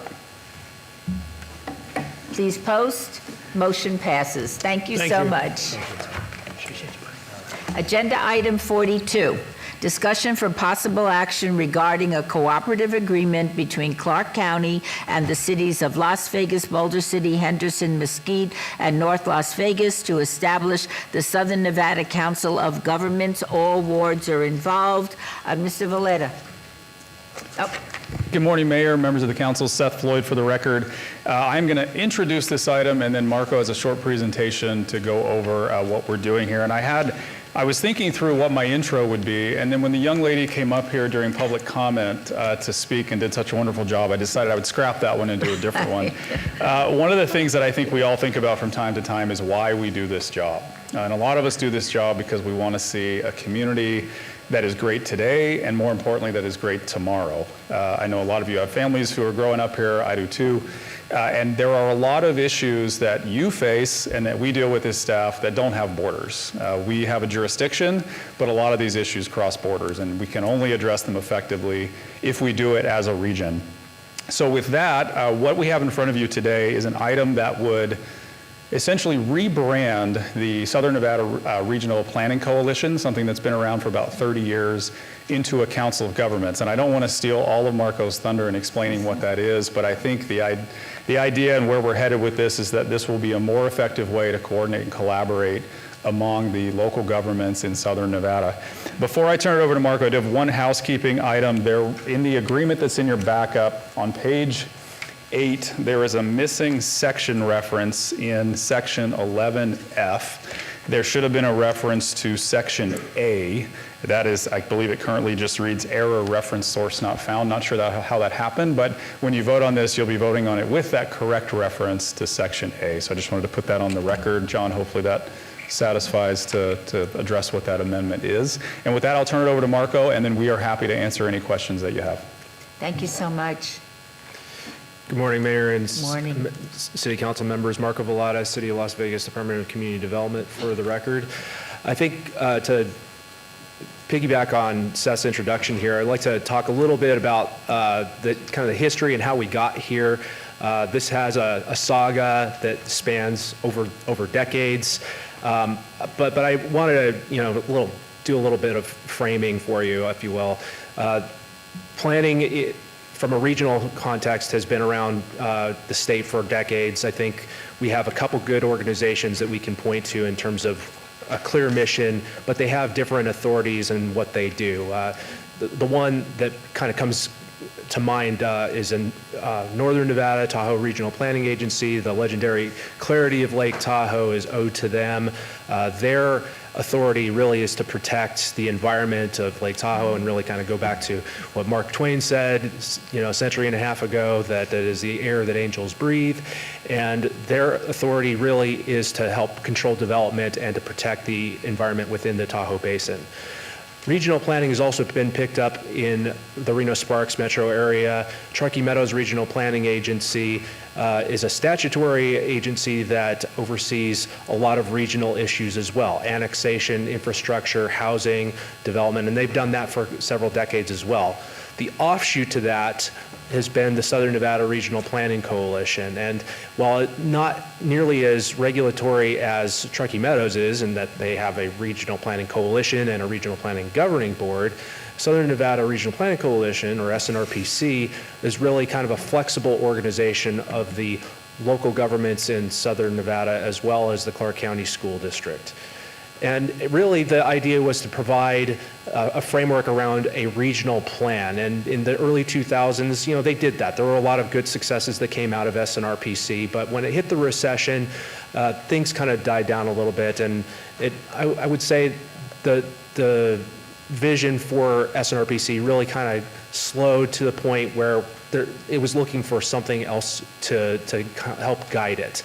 Without a staff, without an executive director, there really wasn't anything to carry the way until a regional federal planning grant from the HUD, DOT, and EPA came along and help us get a regional plan, which we now know as Southern Nevada Strong. And that federal money, which was administered by the city of Henderson, got us the plan that has been in place and that all the cities have their master plans conform to. It is in the process of being updated right now in 2025, 10 years after the fact. But really it helped guide some regional decisions. It's now being administered by the RTC, and they've done a really good job with that. A lot of study has come along the way. But there's also been some other changes over the last 10 years. We've had a repeal of some of the statutory framework that helped set SNRPC up. There was a change to make SNRPC, or a regional planning coalition, be a permissive entity rather than a required entity. So again, with some of the thought going into like what is SNRPC going to be in the future, we conducted a little bit of a study. We had Purdue, Marion and Associates take a look at other governance models, and from that, one of the things that came out of it was, well, maybe look at a council of governments. And a council of governments is a little bit different from a regional planning agency. There are a number of models all across the country. Some of them that are listed here. Councilman Knutson's interns did a great job in front of the SNRPC board this last month explaining how COGS work. But really, the idea is that you can have a regional forum come together instead of it being a rigid statutory agency. It could be more voluntary, and you could look at advisory things that the members can look to and adopt. You can collaborate and communicate with each other a little bit more flexibly, and they could be a clearinghouse for information with a scope that's either broad or narrowly focused, depends on what it is. And that's how a lot of COGS across the country operate. We do have regional organizations that have specific missions and specific topics that they cover. Obviously SNWA covers water for us as the purveyor. The Regional Housing Authority looks at affordable housing. A lot of these agencies are set up under a statutory framework or through another form of interlocal at the local level, but there isn't really one singular organization that brings everybody together to talk about some of these issues that cross over jurisdictional lines. So this cooperative agreement that's before you today really is intended to set up a forum for us to look at issues that are regional in nature and identify common solutions that individual jurisdictions can go back and implement themselves. Or if we need to go pursue a grant at a state or a federal level, or if we need to change legislation during a biennial session of the legislature, we can advance a bill draft request, something that we all come together around and say, yes, this makes sense for us as a region. A little bit different from the frameworks of TRPA and Truckee Meadows. So the bottom line here is that these 6 jurisdictions that are listed here would come together on an annual basis, and I'll kind of show you how this might look as this goes forward and is implemented, but to kind of coordinate our service provisions and our responsibility from a regional framework.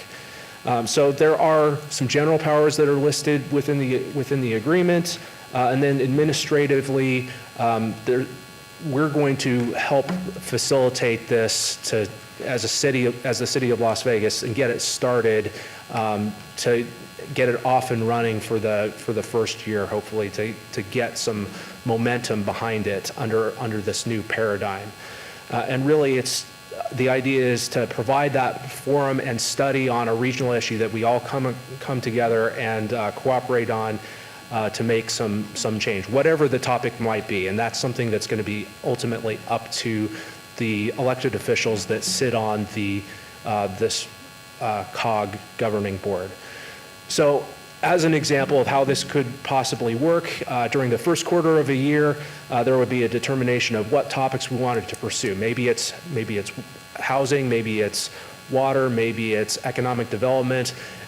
The book is open as to what that might be, but there's consensus that gets developed around that, and then ultimately we can bring together the agencies that are affected or the subject matter experts that are that are relevant to whatever that issue is, and have them come as a committee to help aid in the study throughout the year. During the second and third quarters would be more data collection and information gathering with updates along the way to the board themselves. What is the issue's impact on individual jurisdictions? There might be presentations from experts from outside of the region or from a national level, or maybe some of those affected agencies might come and provide information on what the issue is. If there's an opportunity for a grant to pursue, or if there's a policy change that is clear that needs to be sought out, we have somebody present some draft legislation that might be enacted as an ordinance or put together as a BDR. Those are the types of things that would happen through the bulk of the year. And then the fourth quarter would be where the final report to the board is, and that's where there's that direction to the individual jurisdictions that are party to this cooperative agreement, go forth and implement. That's that point where there's okay, we think we have a regional solution here, and this is what we're gonna go with. So that is what the Southern Nevada Council of Governments is in a nutshell. And with that, I'll turn it back over to Seth for some final comments. Thank you, Marco. Seth Floyd again for the record. So timing is important. The reason why we are going first, we would be, if you adopt today, we would be the first jurisdiction to adopt the cooperative agreement. Everyone else will have to. The goal is to get that done by the end of the calendar year.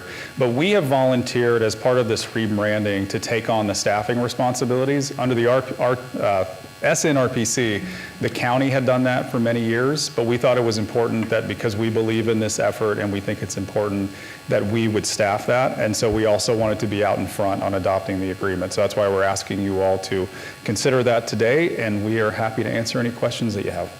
Thank you both so very much. Are there any questions or comments from members of the City Council? Oh, yes, Ms. Seaman. So in other words, we're kind of morphing the Southern Nevada Regional Planning Coalition into this new committee.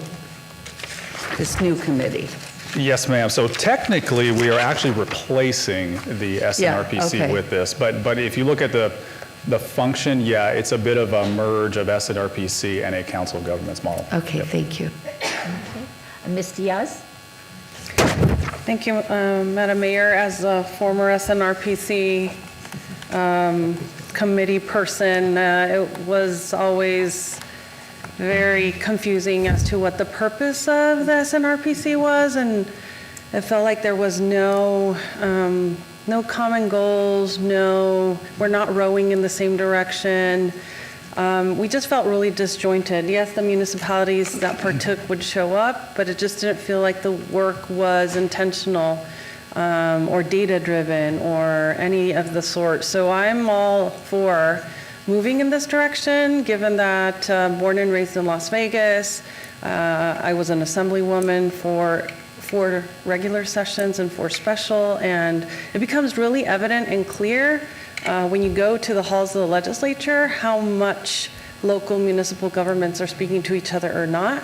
And I think that it is important moving forward that we capitalize as much of our brain power, our collective forces. It just helps if we're all rowing in the same direction versus against each other. That's not going to move the needle on many very difficult topics that we are battling here at the local front. So I'm all for this Southern Nevada Council of Governments. I think doing a deep dive into data analyses, bringing subject matter experts to talk to us about potential solutions we can all adopt, because I have neighbors from North Las Vegas, that are my boundaries from my city. So on one side it's me, on the other side is North Las Vegas. On one side it's me, on the other side is Clark County. But our residents don't know that, right? And so I'm getting complaints, they're getting complaints, and it would be nice to have some sound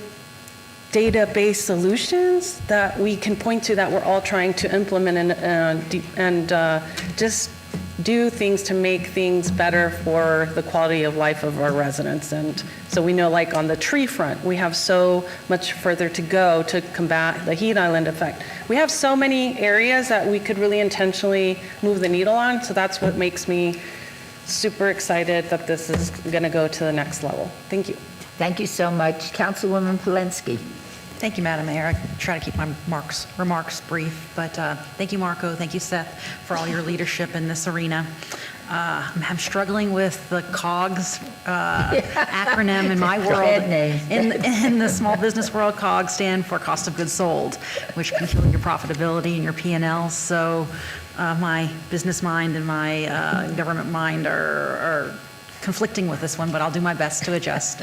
I am, too, very optimistic that we can do some meaningful work together regionally, which has been woefully missing in Southern Nevada for many years. The vehicle has existed, but we haven't done meaningful work. So I'm very committed to doing so and sincerely hoping that we can move forward. MPT is now the chair, and we're going to do great things. Thanks. Thank you so much. Is there a motion, Mayor Pro Tem? And thank you, Madam Mayor. And I know there's been an enormous amount of work put into this over decades, but over the last couple of years in particular, grateful for the City of Las Vegas team as well as the teams in all of the participating jurisdictions. And there are implications at the state level for Southern Nevada. There are also implications at the federal level. This is, and if I'm a bureaucrat, a government head, grant reviewers at the federal level look for this kind of collaboration. This makes a huge difference in setting up our infrastructure for bringing in more federal dollars into Southern Nevada. So with that, Madam Mayor, grateful for the support of this council and hopefully the other councils and the commissioners in the other jurisdictions. And I will move to approve item number 42. Shall we vote? Please post. No rush.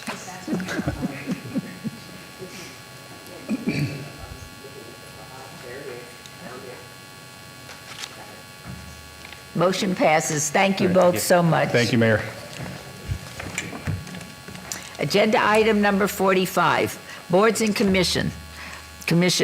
Discussion for possible action regarding the appointment of nominee Trish Truesdale to the Ward 2 seat on the Arts Commission. Pauline Lee has resigned and her unexpired term must be filled. Ms. Truesdale is eligible and wishes to serve. Is there a motion, Councilwoman Seaman? Yes, I move to approve Trish Truesdale for the Ward 2 Arts Commission seat. Thank you. Shall we vote? Please post. No rush. No circles. Yes. Oh, yes. The councilwoman has circles. Okay. Please post. Motion carries. Thank you so much. Agenda item 46. Discussion for possible action regarding the appointment of the following nominee to the Board of Directors of City of Las Vegas Strong Start Academy Elementary Schools, Inc. Lori McGoy is the YDSI Director's designee to a 2-year term ending August 6, 2027, which is a year from today. This item will appoint Ms. McGoy to replace Tari Semthurst, who will be teaching full-time tutoring and serving on her school site leadership team. While a director's term is 2 years, the bylaws allow for the staggering of terms for the initial board appointed by the City Council. If appointed, Ms. McGoy will serve an initial 2-year term ending August 6, 2027. I move to approve this appointment. Shall we vote?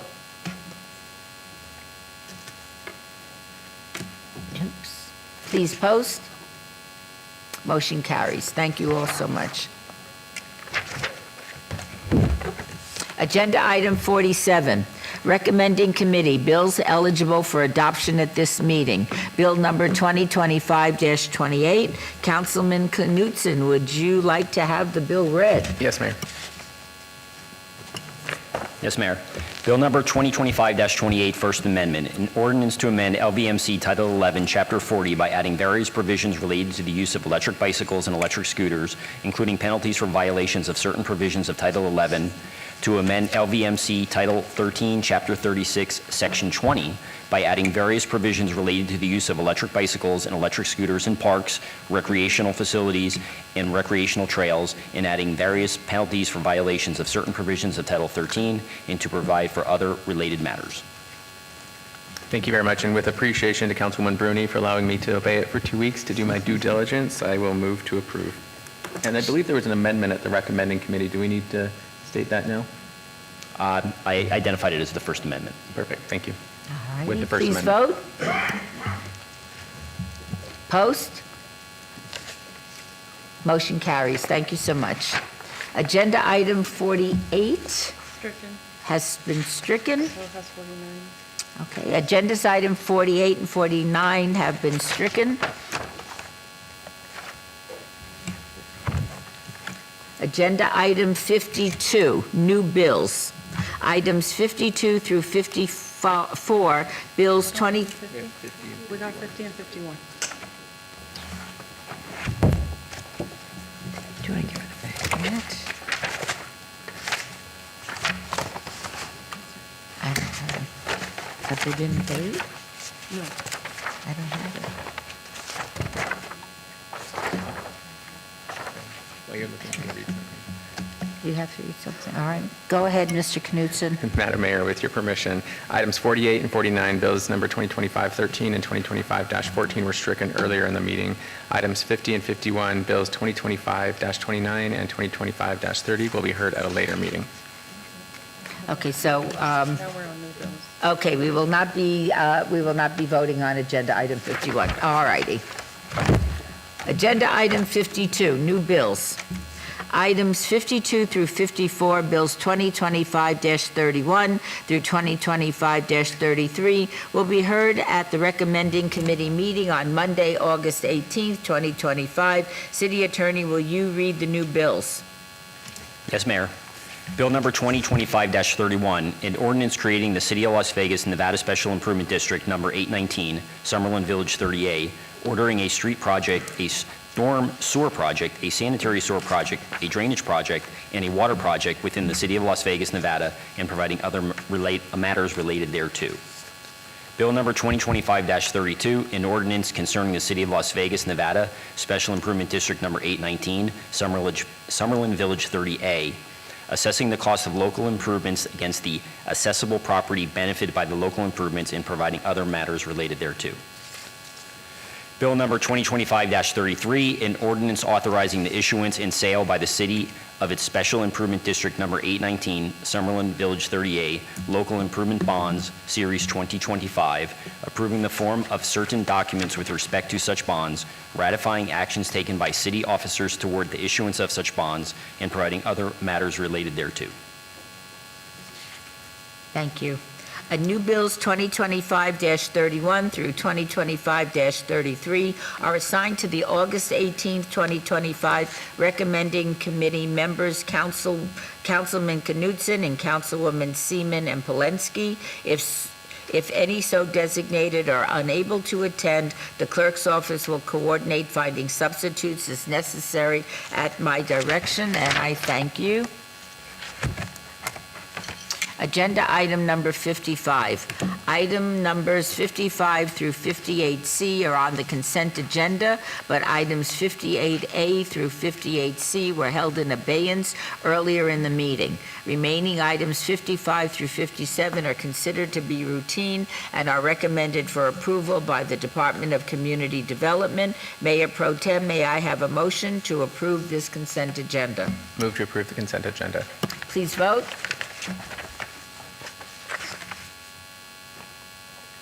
Nothing's popping up. Aye. Aye. Motion passes. Thank you so much.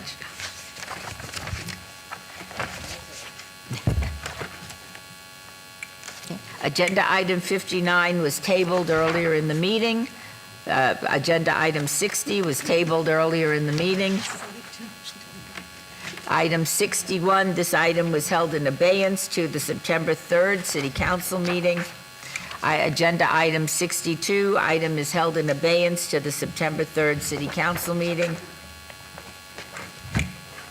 Agenda item 63, report by Tanya Kremble, Purchasing and Contracts Manager regarding use of the emergency procurement procedure for repairs to the Las Vegas Fire and Rescue Fleet Garage located at 3140 East Bonanza Road. Human Resources Department, not to exceed $500,000. Internal Services Fund, liability insurance and property damage. This is Ward 3, Ms. Diaz. Ms. Kimball.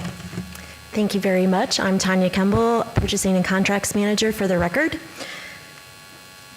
On July 1st, there was a big rain and windstorm that did a significant amount of damage to the roof and the roll-up doors at our Las Vegas Fire and Rescue Garage, which is located at 3140 East Bonanza Road. The timing is never convenient, but the timing of this was especially crucial because it happened on the evening of July 1st, July 4th being Friday, which was a holiday, which is also a very, very busy time for our fire and rescue team. This garage houses very expensive and important equipment that we want to make sure is always in good working order so we can respond to our community. Nevada revised statutes have standard procurement processes that require multiple quotes and/or a formal sealed bid when we're doing procurements. NRS also recognizes that sometimes there are times when competitive bidding can be exempted, and one of those is in the case of emergency, and that is allowed both under NRS 332, which governs the purchase of goods and services, and NRS 338, which covers public works and construction. The city also has a corresponding policy, which is FN 601, which details the emergency procurements policy and procedure. Per the policy, an emergency is defined as an incident that results from the occurrence of a disaster, including fire, flood, hurricane, riot, power outage, or disease. The mayor, city manager, or other authorized representative can make the determination that an emergency exists. City staff is required to provide a report to the city council to identify any emergency procurements at its next regularly scheduled meeting. Part of the requirement is that the impacted department needs to make a declaration and express a request for emergency procurement. That was satisfied by a letter from Fire Chief Fernando Gray documenting what needed to happen. All of the facts were taken forward to City Manager Mike Jansen, who was in support of declaring the emergency and going forward with the emergency procurement. I went ahead and initiated these procurement procedures, and we progressed from there. The City Department of Public Works really jumped into action early on this as soon as the damage was reported. They looked for qualified contractors who would be able to do this work and started getting quotes. Overall, the estimated repair work is scheduled to be about $500,000. I'm going to specifically talk about just two of the vendors that were awarded because these are the only two that rose to the level of an emergency procurement. Anything else that was done under standard processes because it was below the dollar threshold. Crawford Door Sales of Nevada was awarded $54,807, and this was for the emergency repairs and some replacements to the roll-up doors. Commercial Roofers Incorporated was awarded $406,652, and again, this was for some immediate waterproofing and repairs, and also for a full replacement of that roof. Do you have any questions for me? Does anybody on the City Council have any questions? Thank you so much. This was a report only. No action is required. We'll move on to item 64. Set date on any appeals filed or required public hearings. I would instruct the city clerk to set the public hearing dates and appeals from the City Planning Commission meetings in dangerous buildings or nuisance litter abatements. Thank you so much.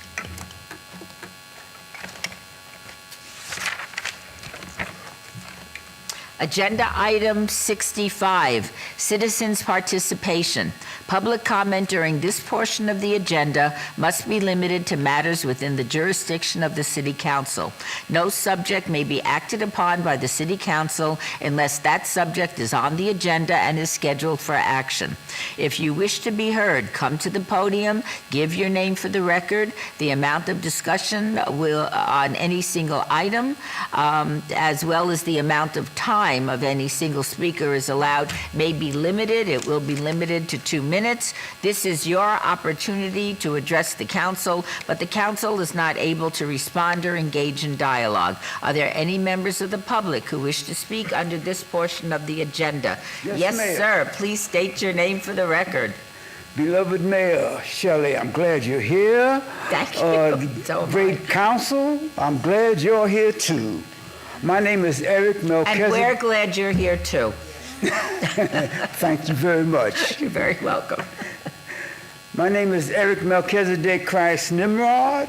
You can find Christ in the, you can find my twin brother Christ in the Gospels being betrayed by being kissed, the kiss of Judas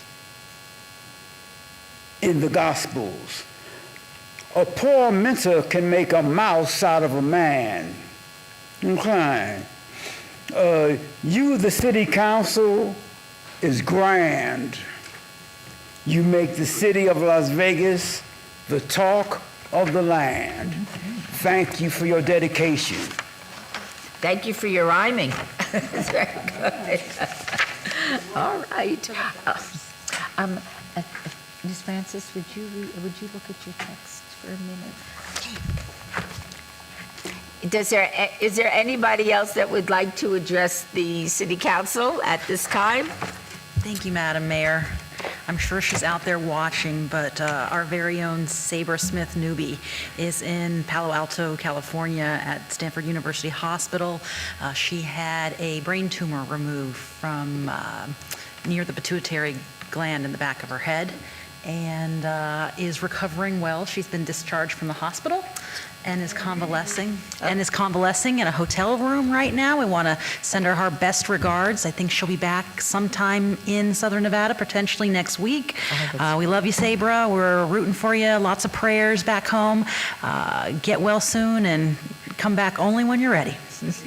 And I think we all say that our heads and hearts are with her right now and very excited for a full recovery and a rapid return. Agenda item 66, council emerging issues. Discussion regarding potential items for future city council agendas. This is for all wards. Any discussion must be limited to whether or not such proposed items shall be placed on a future agenda, and no discussion regarding the substance of any such proposed topic shall occur. No action shall be taken. Do any members of the council have any topics that they would like to bring forward under this item? Seeing none, I thank you so much. And now we've come to my favorite part of the agenda, agenda item 67, council members' recognition. Comments made by individual city council members during this portion of the agenda shall not be acted upon by the city council unless that subject is on the agenda and scheduled for action. Ms. Summers Armstrong, would you care to start us off? Thank you, Madam Mayor, and thanks to whoever brought the beautiful plant and the additional confetti, which is in my favorite colorway. We all wish you a very happy birthday. Thank you very much. It has been beautiful. My granddaughter was here yesterday at City Hall for the first time and got to meet staff who put on a wonderful impromptu celebration for my birthday. I'm getting old, y'all, but I'm excited to be here. All right, so on August the 6th, we had the Las Vegas Municipal Court held its Youth Offenders Court graduation ceremony. Judge Wolfson presided. I was honored to give certificates of recognition to the 5 young people pictured here who successfully completed their 2-year program. Over the course of their journeys, they completed drug counseling, earned their GEDs or diplomas, secured employment, and fostered relationships with their families and friends. Although their roads were not easy, they kept moving towards their redemption and a better, brighter future. We stand with these individuals as a community, and we're very, very proud of their achievements. And just special thanks to Judge Wolfson. She did a wonderful job, built some wonderful relationships, and created an environment where these folks really felt that they were heard and seen. And I'm so proud of their accomplishment. Later that day, July 17th, at the Martin Luther King statue in North Las Vegas, which is just over the other side, the north side of Cary, we had a wonderful John Lewis Day proclamation presentation. This day has been put together to honor Congressman John Lewis. The National Action Network and Indivisible Las Vegas put this together. We had representatives from Congressman Horsford's office who was here this morning, Senator Cortez Masto, Senator Jackie Rosen, and Commissioner McCurdy was also in attendance. John Lewis was a staunch activist and dedicated civil servant who fought tirelessly for voting rights. He was an advocate of getting into good trouble, and his legacy inspires all of us to be active members of our government and to remain steadfast in the fight against injustice. On July 26th, my special assistants, Julius Lightfoot and Aura Ortiz, represented our office at the Doolittle Back to School Fair. The day was filled with music and fun, and we were able to hand out school supplies and resources and information about resources with other communities partners who also supported that event. Also on July 26th, later that day, Julius Lightfoot is one busy guy. He presented a certificate of appreciation to Dr. Marsha Robinson and the staff at the West Las Vegas Arts Center, staff actually and volunteers, for their dedicated service in fostering the community's future visionaries, creatives, and performers. The West Las Vegas Arts Center's commitment to excellence in arts education makes it an integral part of our community, and we are honored to have them in Ward 5. And I just like to say that my children, sons, who the oldest is 37 and the youngest is 23, all went through the summer program there and are better people for it. On July 31st, my staff also attended and represented our office at the Southern Nevada Regional Housing Authority's groundbreaking event in honor of the Senator Joseph M. Neal Jr. Apartments groundbreaking. As many of you know, Senator Joe Neal was a staunch advocate for our community in the Nevada State Legislature. I think he was there over 30 years. His daughter, Senator Dina Neal, is pictured, and she spoke on behalf of her family and their legacy here in our state. And we were just really happy to be there. And this was also attended by Mayor Pamela Goins of North Las Vegas and many others, just to honor the legacy of Senator Joseph Neal and to be encouraged that we have more affordable housing being built in our community. On August 4th, the Southern Nevada Regional Housing Authority had a block party saying farewell to the old Marble Manor and hello to the revitalization in our community. Thank you, Mayor Shelley Berkeley, for being there. We looked very cute in the sunshine in our summer colors. We had lots of community folks show up. It was a beautiful event, and I think people are really encouraged and excited for this new development that is going to go right at Martin Luther King and McWilliams. We need this in our community, and I'm excited to be a part of it. We have some upcoming events still. We have a back to school event on Saturday the 9th with the Sigmas. Phi Beta Sigma fraternity is hosting an event at Matt Kelly Elementary School.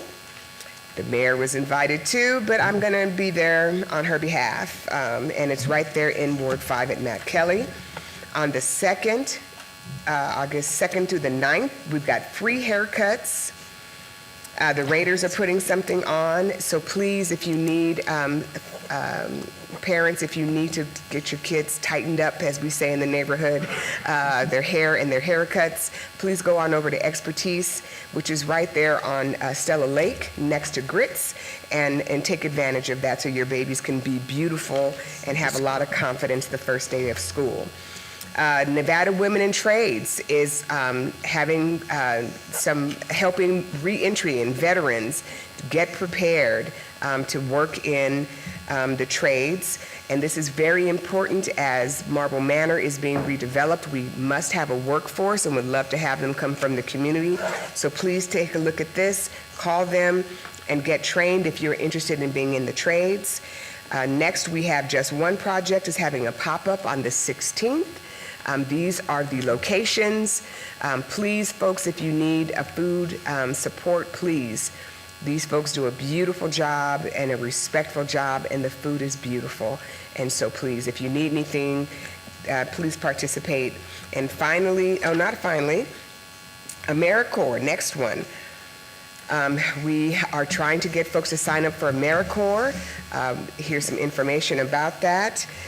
We need you. You are doing, folks doing AmeriCorps are supporting our schools. We need you. So please sign up for AmeriCorps. All right, we got this last minute, but I'm so excited about it. Nevada Energy is working with United Way to help folks 62 years and older with their electric bills. Please reach out to them for assistance.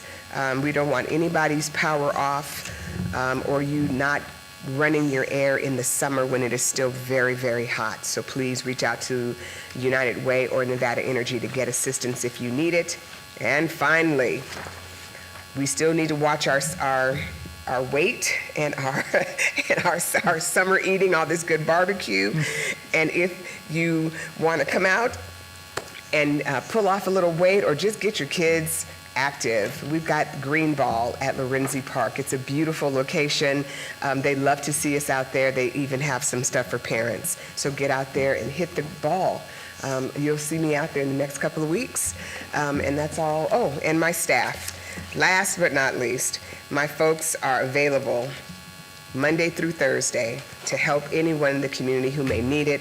Our number is 702-229-5443. Please reach out to us. We will respond. And thank you, Mayor. Thank you so much. And as you know, I have a conflict on August 9th, so I can't join you at Matt Kelly Elementary, but I'm sending the best of me. My son and daughter-in-law will be joining you so they can help give out all of the back-to-school items that we're planning to give out that night. I appreciate you. Thank you so much. It's my pleasure. Sorry I can't be there. Miss Polensky, would you care to share with us what you've been doing? It's been busy in Ward 4. Thank you, Madam Mayor. I had a great time attending the Buck Bedard Outdoor Foundation fundraiser banquet on July 19th. This event supports their mission of introducing, educating, and involving veterans, first responders, and kids with outdoor activities and adventures for a positive impact. I was able to present them with a proclamation from all of us for their efforts to bring the community of Southern Nevada together. On June 21st, Councilwoman Diaz and I participated in the JAG review meeting in County Commission chambers. We heard presentations for the fiscal year 2025 Edward Byrne Memorial Justice Assistant Grant applications. I'm grateful to everyone who participated in this process. It was a pleasure to listen to presentations from all our nonprofit applicants. And just as a reminder, we have over $4 million in requests, yet only $800,000 to distribute. The need out there is great, and the resources are few. I look forward to working with Councilwoman Diaz to ensure the proper decisions are made on where funding goes. Next up, Cimarron Rose Community Center is located in Ward 4 and is hosting a variety of activities for children. On Tuesdays, they are beginning to offer beginner's chess. That's for ages 6 to 12. Wednesdays will feature a Messy Hands art class for children's 4 and 5. Thursdays, they offer junior Picasso art classes for children's age 5 to 9. For more information, please contact Cimarron Rose Memorial Community Center at 702-229-1607. I'd also like to wish our students of the City of Las Vegas best of luck as they begin a new school year on Monday, August 11th. Get your butts in the seats and learn, folks. That's what you're there to do. Next up, please take a moment to look at these faces on the slide. 13 children are missing from our community. If you recognize any of them or have any information that could help, please contact LVMPD Missing Person Detail at 702-828-3111. Even the smallest tip can make a real difference. And if you're a runaway youth or know someone who may be at risk, help is available. Call the nationwide Runaway Safety Hotline for confidential support 24/7 at 1-800-786-2929. Lastly, you can stay up to date with me and everything happening in Ward 4 by following me on Facebook, Instagram, X, all the things. We are constantly sharing updates, community news, and upcoming events. Your Ward 4 team is always here to provide any help that we can. Thank you, Madam Mayor. Thank you so much. Mayor Pro Tem, do you have a guest? Yes, Madam Mayor, thank you very much. I'm going to introduce Chloe to provide my comments for me because I don't like to. But I've had 3 amazing interns this summer. Caleb sitting in the audience, Ayana is studying for her SAT, and Chloe is here to, no, she's not studying for her SAT. She's like the student body president studying for assemblies of some sorts. But Chloe is going to go study for her SATs this afternoon, and she is going to be reading my comments for me today, so I will turn it over to her. All right. Chloe, break a leg. Thank you, Mayor and Mayor Pro Tem. My name is Chloe Gregorian. I'm a student at Bishop Gorman. Finish Your Degree Holiday. Today we celebrate Finish Your Degree Holiday, a reminder that it's never too late to go back and complete your education. Over 40 million Americans have college credits but no degree. We want to change that because education opens doors, strengthens families, and builds stronger communities. If you've started college but haven't finished, or know someone who has, now is the time to take that next step. Happening in Ward 1, Story Slam, No Regrets. Regret is a funny thing. It can haunt you, teach you, or even become the punchline of your story. Story Slam, No Regrets dives into the moments we swore we wouldn't regret, the bold choices that shaped us, and the paths we wouldn't change for anything. Whether it's impulsive tattoos, split-second decisions, or leaps of faith gone awry, join us on August 23rd at the Charleston Heights Arts Center for a night of stories celebrating the beauty of imperfection and living life with no regrets. Fire Engine Push-In. You're invited to join us for a fire engine push-in ceremony at Las Vegas Fire and Rescue Station 5, 1020 Hinson Street on August 26th from 9 to 10 a.m. This time-honored tradition celebrates the arrival of Engine 5, a vital addition to our fleet serving the Ward 1 community. Come be part of this meaningful moment in fire service history. Reaching out to Ward 1. As always, you can reach out to our office via phone call at 702-229-2299 or email Councilman Knutson directly at bknutson@lasvegasnevada.gov. Thank you, Mayor and Mayor Pro Tem. And thank you, Chloe. Very well done. Ms. Diaz. Thank you, Madam Mayor. It's been quite a happening summer, and you've been joining me at several ribbon cuttings throughout Ward 3. So I just want to highlight some of the businesses that recently opened and are offering amazing service to our community. So as you see, the mayor and I were able to welcome Velvet Vine Wine on Las Vegas Boulevard, and it's an amazing new business that offers coffee, wine, and a small food menu. And you can also purchase beautiful flowers if you are needing to make someone's day extra special. So make sure you check out Velvet Vine Wine on Las Vegas Boulevard. Prowl is now open, and I know that MPT is going to spend a lot of time there because he goes to everything in Ward 3, so he probably already beat me. But if you're sick, you're coming to Ward 1. Okay. I've been spending a lot of time with my father in your ward, actually, so unfortunately. But I love seeing the new UMC remodel that has been, and now we don't have to deal with the construction side of it, so it's been so nice to have to be able to just go in quickly. But just on a lighter note, Prowl is now open next to the popular Stray Pirate on Commerce Street, and they offer a delectable selection of cocktails. And for our sports fans, because sports season is coming, you'll be thrilled to learn that there's a new family-friendly sports bar in the Arts District called The Stadium. And Marissa Pretkiss and her amazing team will have amazing brews and food for your favorite game day when you want to go and cheer on your team.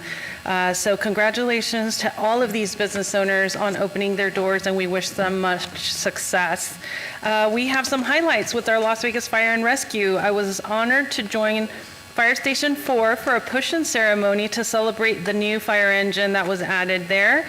Thank you to the Las Vegas Fire and Rescue team for their unwavering dedication in keeping our community safe. I heard they had a really busy 4th of July. So this new engine represents our commitment as a city to upgrade our equipment and to make sure that at every moment in time, that commitment to public safety is being upheld and ensuring that our first responders have the tools they need to protect and serve at the highest level. The other picture shows when I went to visit Fire Station 108 in my ward, and I'd like to thank the incredible team there for the warm welcome and really insightful information they shared. We engaged with the fire staff who gave me a deeper understanding of the vital work they do and how they serve our community every day, and also what we need to be thinking about as leaders in as we plan for the future. How are we going to equip our fire team with handling a higher volume of medical emergencies or fire calls? So I am so grateful that we have one of the most amazing fire teams, I think, in the nation. Arts District parking garage. I was so proud to celebrate the momentous occasion of the groundbreaking of the new Arts District parking garage. And while I understand it will pain some folks who use this lot to park, I'm so sorry, but we're going to add more parking in just a year's time. Super excited that by August 2026, we will see more than 500 parking stalls and some commercial space available for rent to add to the eclectic vibrancy of our Arts District. The project is approximately will include 10,000 square feet of retail space for new business opportunities. So I hope people will start to look into it. And the whole design of the parking garage has public art installation in different points of it. So I hope you guys celebrate with us as you see it going up, and then when it's ready to be used, all of us will be like, yes, we know where we can park. Had a very awesome troop visit, Troop 323, in my office, and they have lots of challenging questions for me. I must admit that we have some bright young leaders in the making, and it makes me proud to be their councilwoman. We had meaningful conversations about the challenges and opportunities facing Ward 3, and I was so inspired by the care and curiosity they shared with me. Thank you, Troop 323, to the parents and to the troop leader for their interest in local government and being so engaged at such a young age. I never had this opportunity when I was growing up, so I think we're in great hands moving forward. We've been busy with back-to-school fairs. More than 1,300 students received essential school supplies at our East Las Vegas Community Center. Expertise Barber School also provided free haircuts, and about close to 100 were offered that day. And refreshing popsicles to help everyone beat the summer heat and the wait outside. We had families lined up since 7:30 in the morning when our fair started at 10. And so the need is great, and I'm just so thankful to the over 50 organizations and companies that joined us to provide this invaluable service to our families and get our kids ready for the first day. I always had butterflies, and I have butterflies for my upcoming freshman going into LVA. So I hope he has an amazing start to his school year.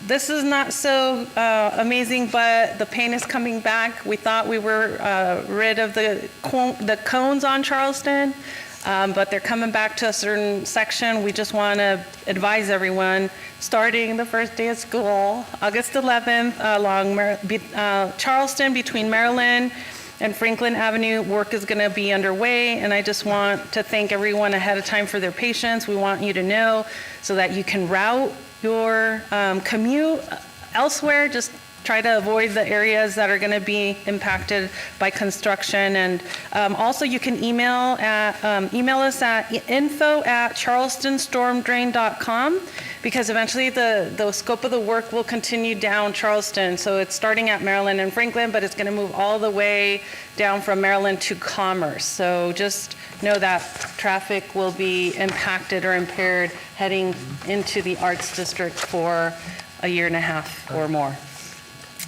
Learn about the amazing and helpful city resources and services offered by our Department of Neighborhood Services at an upcoming Community Connections presentation at our East Las Vegas Library. It's coming up here on August 13th. Free refreshments are available at the presentations while supplies last.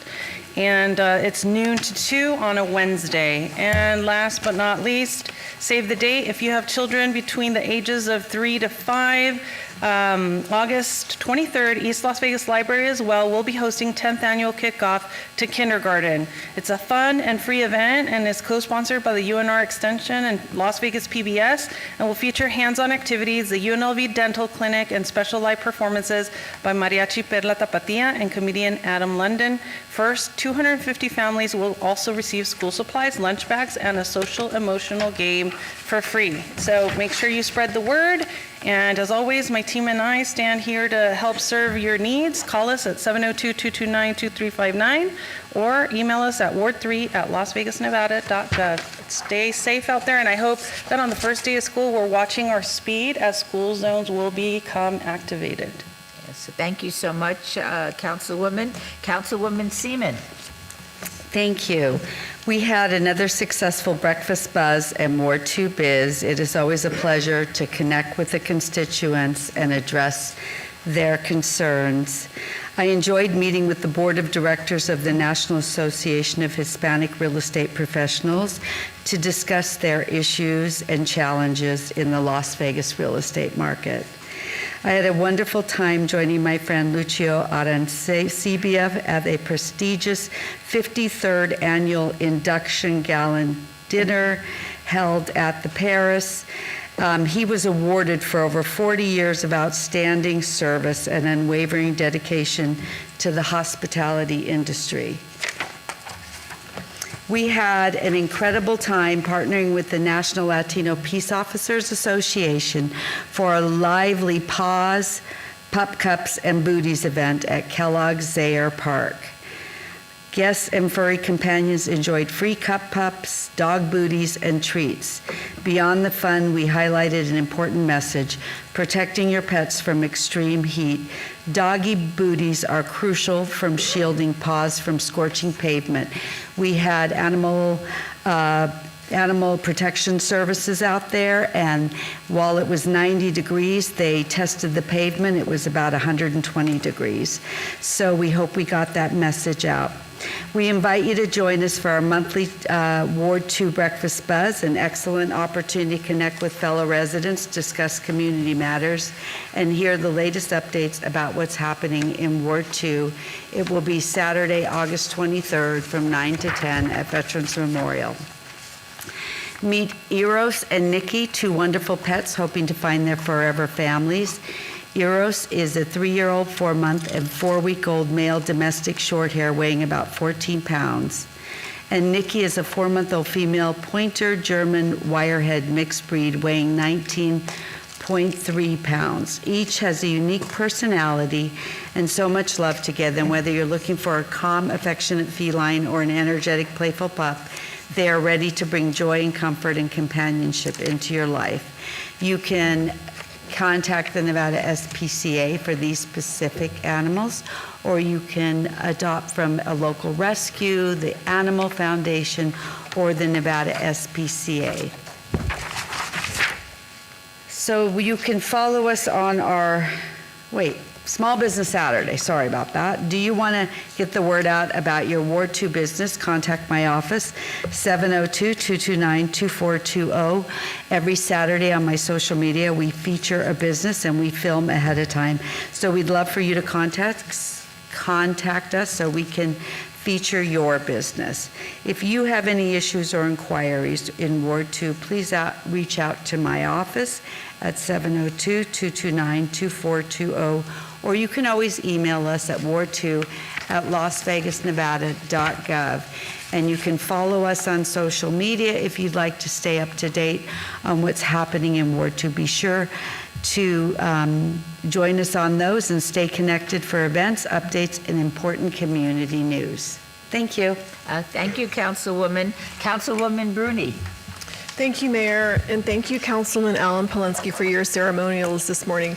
One of the attendees commented that she wished she could start every morning like today because it was such a wonderful reminder of the power of community and how wonderful the place that we call home is. So thank you for that.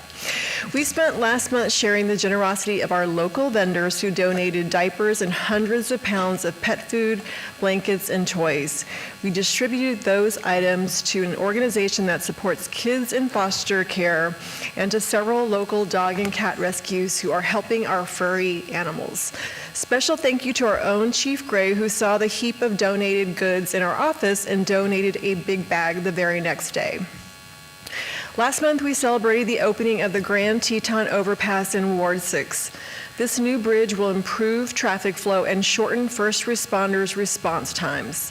Congrats to all involved for completing the project early and under budget. I recently met with our city traffic engineer and public works deputy director, Joseph Norby, to discuss the new improvements on Buffalo Drive near Arborview High School. Following the tragic death of Mackenzie Scott, who was hit by a drunk driver, our city team conducted a traffic safety study.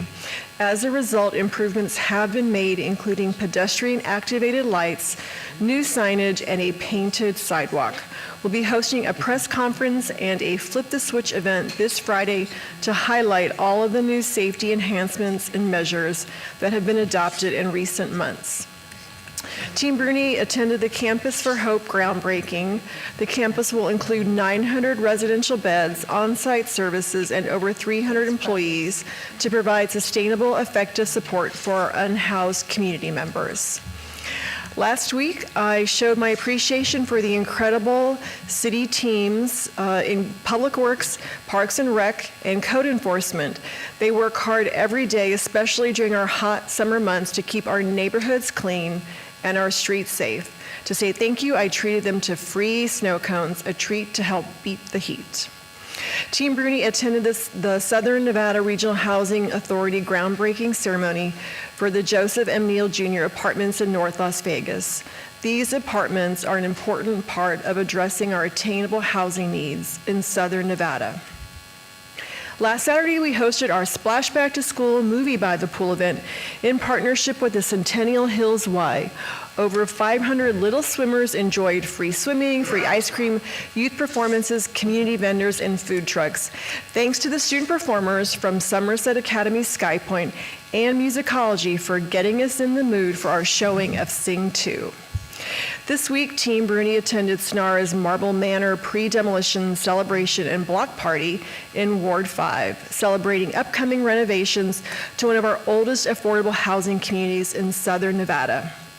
Marble Manor has tremendous historical importance in our community, has been the home of many, including Ruby Duncan, who have been front and center in fighting for social justice issues.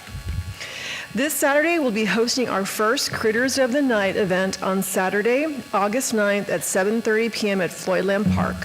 We're pleased to be partnering with the Nevada Department of Wildlife, who will give us a sneak peek into the nocturnal life of some of our local critters. If you have a small business and/or are an inspiring entrepreneur, join us for our small business breakfast next Wednesday, August 13th at 8:30 a.m. at the Centennial Hills Active Adult Center. Please RSVP so we have enough breakfast for everyone. Next Thursday, join us for our monthly Bogatitos with Bruni from 9 to 11 at our satellite office location at the Centennial Hills Y.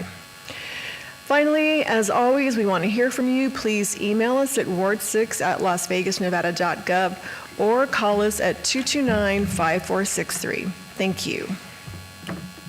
Thank you so much, Ms. Bruni. The August 6th meeting of the City Council is now adjourned.